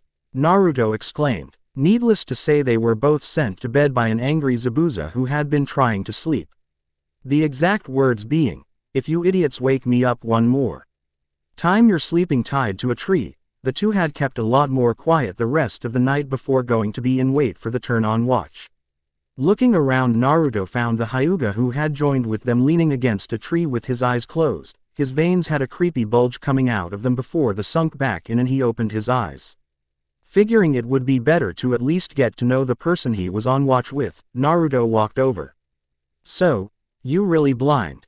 Naruto asked curiously. The Hyuga just eyed him with disdain. Fool, do you know nothing of your own home village? I'm a Hyuga, possessor of the greatest eye technique ever known, the Byakugan. Naruto twitched at being called stupid. You old call it the god eye and I would still kick its ass. You look blind with it and the stick shoved up your ass doesn't help much. The Hyuga sighed. Your vulgarity makes this conversation more pointless than it already was. If we must be on watch together, sit over there and keep watch while I do my part over here. TCH, whatever you jerk. Naruto muttered, shoving his hands in his pockets before sitting against a tree on the other side and wondering how to best keep watch. Well, if he was gonna sit here, he might as well train. Creating a few shadow clones he had learned from his father. Naruto grinned when they appeared perfectly. Apparently this retraining was working. Now if he could only get all these other jutsu to work so easily. All right you five, spread out around the perimeter and keep watch. I don't want anything coming through while we're waiting. Naruto ordered and the clones each snapped off a salute before spreading out. With them gone, Naruto quickly began practicing working on making a one-handed Rasengan. The hours passed with Neji checking the air periodically and otherwise staring off into space, deciding whatever it was that his temporary teammate was doing, it was of no matter to him. Soon the rays of morning were showing and Naruto had only made a slight bit of progress. As soon as the morning rays hit the 10th, an unusual wake-up call ensued. What a youthful morning. I am certainly blessed to have a mission on such a youthful day such as this. Hi, Guy-sensei. Today's morning feels especially youthful. Yes, Lee, today radiates youth. We shall Colorado, whatever was supposed to follow was cut short when Guy went flying through the tent flap via a fist with a twitching Zabuza following. What the hell is wrong with you two? Soon, the tent with the girls in it opened and an alert and somehow already packed Tenten and Haku walked out and took down the tent before sitting on a log. Suddenly they both turned to each other. Surprise. Said the other wasn't as shocked as they thought they would be. Loud teammates. Tenten asked. Hi. Haku replied quietly and both girls patted the other's back, sharing a moment of kinship in the fact they both suffered the same. Zabuza looked around, sighing as he realized everyone was already up. All right, due to Spandex and his mini-me, we're all up, so you have 10 minutes to break down, eat a ration bar, and we're heading out. This base is only 2 hours away, we'll make plans there. With a resounding hi, everyone hopped to work and got ready, not knowing the events that would soon follow. The group had made good time and soon were standing before a very large opening that leads straight down before it seemingly branched off in 4 directions. The group all stood in wait just outside of the entrance, all looking to the 2 conversing Junin who were for once both being serious. Finally Zabuza turned around and grossed his arms. All right, this a good chance to get to know your comrade and get some experience in a mission area. Since there's 4 paths, it's teams of 2, 1 from each team, and me and Spandex won't be holding your hands, so you're on your own. Guy nodded. Hi. We will look for any information that could prove useful to Konoha, such as listing of what went on here, who operated it specifically and so forth. If you think it may be even remotely noteworthy, bring it with you and we shall meet up back at the entrance in 4 hours' time depending on base size and searching. If you believe you have searched all you can, then report back here and wait for the other teams. Zabuza then started pointing. Mini Spandex and Moron B, your team 1. I want you to treat this seriously. Jace saluted sarcastically and responded. Hi. No brow Tycho. We'll make sure not to have too much fun searching through empty and dusty rooms. Despite his casual sarcasm, Jace was inwardly nervous. The feeling he had gotten since the beginning of this mission only increasing. Turning he pointed. Bun Girl and Moron General A, Team 2. Don't screw this one up, Naruto. Naruto simply flipped him the bird while looking over at his new teammate. Let's find some good info. Nay. Tenten nodded silently, wishing she could have been paired with one of the other 2 she knew more about really. Neji looked over at Haku, the only close to competent one in his eyes, but no matter what they were all below him. Just don't get in my way. Naruto glared and was barely held back from starting a fight by Jace grabbing the back of his shirt. Don't you speak to Haku-chan like that, you piece of crap. I'll kick your ass. Haku smiled kindly and tapped Naruto on the shoulder to calm him down. Just ignore it. Don't cause trouble, Naruto-kun. With that she followed as Hyuga started down one of the 4 paths. Yosh, let us find the most information and be victorious on this mission, Jace-san. Lee shouted enthusiastically, looking to his teammate. I'm not sure this is a competition, but sounds good. Fuzzy brows. Jace said with a grin, heading down one of the passageways with an enthusiastic Lee trailing behind him.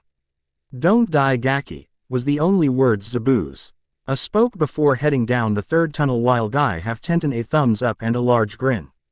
Yosh, let your path be filled with youth. Tenten sighed while Naruto rolled his eyes. Senseis, want to trade? Tenten asked hopefully while Naruto snorted and grinned back at her. Hell no, mine may be crazy and battle Hanji, but Super Fuzzy Brows is insane. Shaking her head, Tenten chuckled before following a humming Naruto down one of the passageways. Neji and Haku. Neji walked silently with an equally silent Haku behind him. Both were looking around the passage that seemed to lead to one specific area. Suddenly there was a clicking sound and Haku looked down, with a frown as the floor she had stepped on was pushed down. Neji looked down and glanced back up. Trapped, he muttered, when there was a sudden rumbling sound. Activating his Byakugan Nage, large boulder coming from behind us, he ordered. Immediately the 2 took off, taking corners quickly while they heard the boulder getting closer. Suddenly Neji picked up a doorway on the right and looked back. 70 meters on the right, doorway. Suddenly under him a pit opened up right before the said doorway and he was foul. Ling before a hand grasped his arm and threw him up and through. Rolling through he cursed as he looked back to see the boulder drop to where he was falling moments ago. He was shocked that a shinobi he didn't know until moments ago would throw her life away for his. Suddenly there was a sound behind him and Neji turned, kunai in hand. To his shock the form of Haku dropped from and mirror-made Ko. MP Leadley of Ice and the Ice Wielder shook her head. That was rather close, we need to be more careful from here out it seems. Neji nodded slowly, pocketing his kunai and keeping his limit active before another sound reached his ears. The sound of laughing. Grabbing the kunai once more he turned his head slightly and his eyes widened in shock as his opponent appeared out of his blind spot. 2. Bad, it's much to pass the time of being careful. Unfortunately since you stumbled onto our lab here, you'll be dying now. Lee and Jace. Jace held out his arm, effectively stopping Lee from moving forward. The hallway before them was lighted different it seemed, yet there wasn't a light in sight. The stone walls and floors glowed a soft blue and went on for as far as they could see. Is there a problem, Jace-san? Lee asked with a creased brow, looking out and wondering why they had stopped. There were no enemies he could see. Jace grinned slightly. Slight one, I think this hallway is trapped. Let me take the first step and be ready to move quick. Nodding and crouching in a tensed movement, Lee watched as the swordsman took a light step onto the blue surface. Immediately a small hole opened in the wall and a kunai shot out with unreal force. Jace ducked backwards and whistled quietly, looking at the wickedly sharp kunai that had almost had his skull. That had almost been him. Lee looked at the teen curiously. What do you propose we do? Jace grinned brightly before crouching low. Well, Lee, we do the only thing that comes to mind. And that would be, we run really fast and do some cool shinobi acrobatics to please the fans. Jace replied with a thumbs up. Lee just looked at him oddly before nodding and got prepared. On 3, 3, Jace yelled and both took off, moving as fast as they could. Lee took lead by 2 steps immediately and both were moving down the passage using anything they could. They ducked, rolled, and used the various surfaces to rebound. As Lee passed the doorway at the end of the hallway, a metal door began sliding shut, and Jace rolled, just in time to get through. Jace rolled into a kneeling position and laughed as the adrenaline continued to pump through his veins. He turned to Lee, who looked back and saw Lee's eyes widened as they fell on something above him. That, accompanied with the sound of metal piercing through air, made Jace's instincts scream as he in one movement spun a sword out of the sheath and blocked the incoming kunai. Good reaction time, you blocked in time. Maybe this fight won't be so boring after all. Naruto and Tenten walked through the passage with Naruto radiating an air of casualness that made the on-guard Tenten's eye twitch. Finally, after a few minutes, Tenten finally felt that she had to say something. Shouldn't you be a little nervous or on guard? Naruto looked over his shoulder at her, his arms folded behind his neck so he could rest his hand on them. Why? We're in enemy territory, in a possibly trapped base. Tenten yelled incredulously. Wrong, we're in fire country, still in trapped bases. Someone's been reading stories. Why would you trap a hallway when you can trap drawers and stuff? Naruto asked in an amused sort of way when the ground before him opened up and he stepped off. With a startled yell, he began falling when he felt something move and pin his coat to the wall. Looking at the 3 kunai going through his trench coat and looking at the spikes below him, he looked up at Tenten, who had a smug smirk on her face. Placing his feet to the wall, he pumped some chakra into them and got a grip before pulling himself and the kunai free. Looking at the holes in the coat, Naruto grumbled about ruining his favorite clothes before hopping up and out the other side, to which Tenten was waiting. Don't say a damn word, the blonde muttered, moving on as Tenten followed, still smirking. A large doorway loomed before them and Tenten couldn't help herself. Hey, Naruto, told ya so. Sending her a glare, he kicked open the door. As soon as he did, he immediately sensed a huge chakra buildup, and before Tenten could react, he had her by the waist and was rolling, pulling them both out of the way of the attack. Tenten looked and was about to yell from not seeing anything before a large slash mark made itself known across where they just stood. Damn, they managed to dodge. You're just pissed you missed. We'll get them though. Neji and Haku. Neji observed the man and heard a small gasp from his side. The expression on Haku's face faded from shock to an icy calm as she murmured one word that didn't make any sense. Possibly a group name. Identify yourself, Neji called, facing the man with a kunai out. The man dressed in a white cloak with a midnight black sun rising from the bottom. His collar was up so it blocked up to his dark gray eyes, his hair was dark navy and slicked down, looking as if it had just been drenched from a shower, and his sleeves went over his hands, and seemed rather large like a monk's. Why'd I get stuck with a pair of genin? I hate killing kids. Tilting his head, he frowned, seeming to study them before nodding slowly. I think 25% will do. In the name of Konoha, I demand you identify yourself and surrender. Neji declared once more, lowering into a gentle fist stance. Quiet down and just stand there. I don't wanna have to hurt ya too bad. Something slowly dropped from the man's open sleeve and Neji frowned at the whip before it shot out on its own without the man moving in the slightest. Rolling to the side, Neji barely dodged the whip as his Byakugan spotted the indention. The name's Van and I don't think you'll have to worry about me surrendering, you'll be dead before long. Quote. Lee and Jace. Looking over his shoulder, Jace's eyes widened before they narrowed darkly. The cloak said it all for him, and with a growl the Valen rolled away and drew his other blade. Kuryuger. The man in the cloak tilted his head, silver hair moving with it as blood-red eyes glanced at the teen curiously. Toe bolts of lightning seemed to be stained under the man's eyes in blood as he regarded the shout with interest. You know of us, boy. Odd. We've made sure to keep awful quiet, leader's orders. You're the ones who You took my teammate away from me. What have you done with Kaide?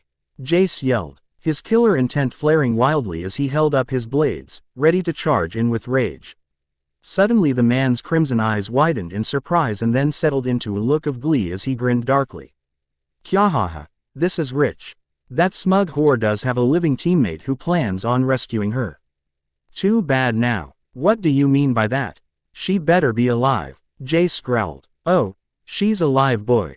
But you won't be seeing her, the man said smugly, twirling his twin daggers. Jace was about to charge him when he felt a hand be placed firmly on his shoulder and looked over to see a dead serious Lee. What's your name? It's unhonorable to fight without knowing who you face. Honor has no place on this field, we're shinobi. But I guess you can know the name off the man who will be your death. Haseo, the terror of death. Jace shook off Lee's hand and with a roar ran in, blades crackling with electricity and air. Naruto and Tenten. Naruto calmly gazed at the two across from him. They seemed to be stood. Both had dark blonde hair and one had his spiked while the other was in pigtails.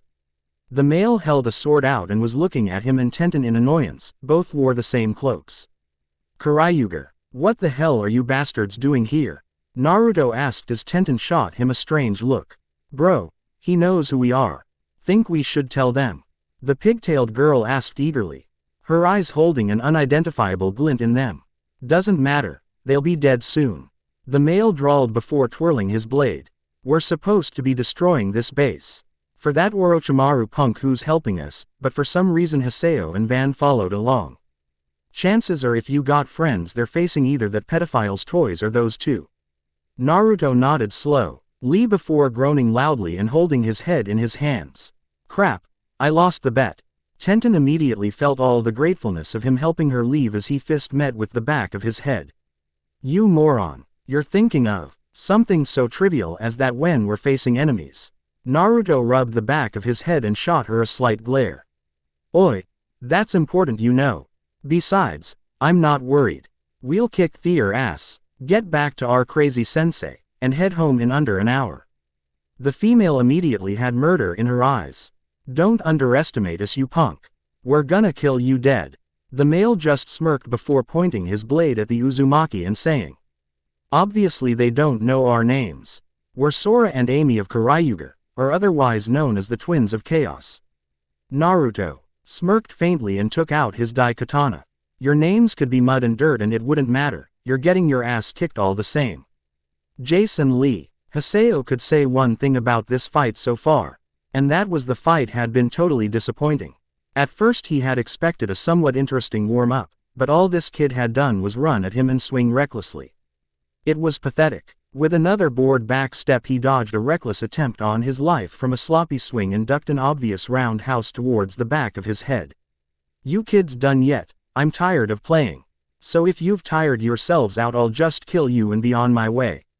Haseo drawled boredly. There was no point in a fight like this, nothing to gain. He aimed for power, not to kick weakling Genin around. Apparently the no-sleeved swordsman took insult to this because he charged right back in screaming. Leaning back easily, Haseo sighed and glared at the boy, snapping a kick out and catching T. He cheek of the teen and sending him into the arms of the lime bean. I'm done with this, play time's over. Neji and Haku. Van sighed as he kept backpedaling. This fight was getting to be such a drag. All he had wanted to do with this mission was to clean up after Orochimaru, because as usual the Sannin was overconfident that no one would find this oh-so-hidden base and stumble onto his geniusly insipid notes. A good spymaster worth his salt could decrypt these notes and find this hideout in seconds if they wanted to. seeing as how it would be bad if Konoha discovered this and learned of upcoming plans. The Kararyuger decided to pick up the pieces and dispose of the base, his job. Then for some reason, his meddling group mates decided they were bored since Haseo's partner was out and the twins just liked to be annoying, and came to bother him on his mission. As if that wasn't bad enough, then these Konoha nins just had to show up right when they were almost done. The timing was ironic, and seemed to be aimed to make his life more troublesome. At least the Junin went to the long path around the base and all they had to fight were genin, but it wouldn't be long before they came running. Deciding the easiest path was of quick disposal, Van turned and used his wipe to grab the ice user who jumped through a mirror just in time. Keeping his turning motion, he dodged the Hyuga and sighed. "You're too predictable, and you're in my range of divination," Neji announced with a smirk before turning and louncing into a long series of strikes, to which quite a few were dodged. Utsum landed pinpoint on due to the shock of Neji's sudden speed increase. Haku, seeing the attack, went off the fly, and whenever the enemy would dodge, she would attack with Senbon before suddenly the nin vanished in a pile of rocks. Both genin stared at the rocks in shock before turning towards the doorway where clapping was heard. "You beat a clone, my turn," the original stated before suddenly vanishing, appearing behind the two with a whip wrapped around each of their ankles and their face hit the floor from them being pulled. Turning and pulling his arms in, the two were spun and then released to gravity, allowing them slam into walls. Time to end this pointless fight. Yosh. But this youthful fight has just begun. Naruto and Tenten. These brats don't stand still. Amy yelled an annoyance as yet another attack missed on the bun-haired girl who ducked just in time. "Stand still and get hurt. What kind of shinobi would do that?" Tenten asked, sending the girl a look, screaming. She was insane as she threw another onslaught of kunai. "Sis, plan Zex," Sora said as he managed to get enough distance between himself and the blonde swordsman. The Famal just grinned before they both vanished and reappeared next to Tenten. The girl looked shocked before she let out a planned yell and was kicked into a wall by the two. "Hey, I call cheatsies," Naruto yelled out as he started speeding over to the two while Sora picked up the bun-haired girl and held a blade to her neck. "Another step and the girl dies. Think you're fast enough to get here in the time it takes for me to twitch?" Naruto took one more step towards her and there was loud snap followed by a yell as Amy grinned darkly. "Don't forget me, too slow and I'll snap her spine next." Naruto gritted his teeth as he stared at the two. This was not good. Not good at all. "Naruto, the mission comes first, go get help." "I'll be fine," Tenten yelled, fighting through the pain, even though she knew there was no way she was going to live through this. She was going to go down defiant, like her idol would do. Naruto smirked before closing his eyes. "You asked if I think I'm fast enough to beat a blade going down, didn't you?" He suddenly had a kunai in hand and it was in the air in the opposite direction. The twins just laughed. "Yeah, we did. That kunai isn't going the right way if you didn't notice. You're not gonna save your little friend that way, boy." Amy jeered as she got ready to break another bone. Suddenly, the moment they blinked there was a yellow flash and the boy had traveled from across the room and was right next to them. Literally in the same moment. It wasn't just speed, because there was wind in speed, a displace of air, this was simply he was there one moment and over here the next. "It's going the right way and yeah, I think I'm fast enough," the blonde whispered, discreetly slipping a seal onto the male of the two. He had to be lenient seeing as he only had 2 perfect seal kunai and 5 paper pieces. One was on Tenten. He had slipped one on her when he grabbed her in the entrance, the second was now on the twin. In a flash he was on the opposite wall, setting a shocked Tenten down. And looking back with a slight glare at the twins. Looking back down at her he smiled confidently and put a finger to his lips. "Look, the only way I can get us out alive is to make this more trouble than it's worth to them or stall for sensei. To do that I need to pull out some moves that I'm keeping top secret. Can you keep this a secret for me?" He asked quietly. The girl at the moment was in more amazement than she could take. She was prepared to die a moment ago and now here was this unassuming blonde knucklehead, pulling out tricks that were beyond legendary. Was that the fourths? Naruto winked and held a finger to his lips before turning on his heel to the still shocked nins who were now shaking it off. His eyes turned cold as a persona he hadn't donned in a while slipped on. Now, it's time we end this. He stated in a cool, bored tone. In a flash of light, Naruto was gone, and between the twins once more, spinning in a clockwork fashion, he chambered a kick and slammed it into the female twin before she could react, and keeping the spinning motion at the same time he used the back of his arm to clothesline the male twin. Flipping backwards, he bounced lightly, keeping his line of sight where he could keep both in his view, and rolled his shoulders. Come on, if those weak attacks did anything, then I seriously overestimated you too. Naruto drawled out before he smirked, dodging a punch from Amy by bending back slightly, letting it pass in front of him. Overextended, he said easily, slamming his palm into the elbow and snapping it like a twig. Bending his knees, Naruto crouched low under a kick and rolled forward as a kunai slammed where he was before as Amy retaliated from her arm, snapping, trying to take Naruto out as he dodged. Coming up from his roll, Naruto brought his blade up to meet the Sora's as it tried to decapitate him, stepping back so the other slipped forward, but before he could capitalize on the stumble, Amy was there, sending a Visio as kunai slice at him and making him have to take a small retreat, giving Sora time to recover. The twins both charged in tandem, weaving in and out of each other before increasing speed and circling Naruto, making after images start to appear around the blonde as he looked left and right, on guard as he held his blade in a defense position. Amy laughed maniacally. You think you're fast, Gaki? Come on, try and hit us, she screeched, making it come from multiple directions. She seemed surprised when the blonde closed his eyes as she kept her movement with her brother. What's wrong? Giving up? He asked and was about to laugh more when suddenly the blonde shot a fist out and clotheslined her, letting out a slow breath as if in disappointment. I am the apprentice to Momochi Zabuza, your Che. AP parlor tricks are a simple nuisance compared to his mist. Naruto said coldly before dodging as spikes of rock jutted out from a soundless jutsu from the male.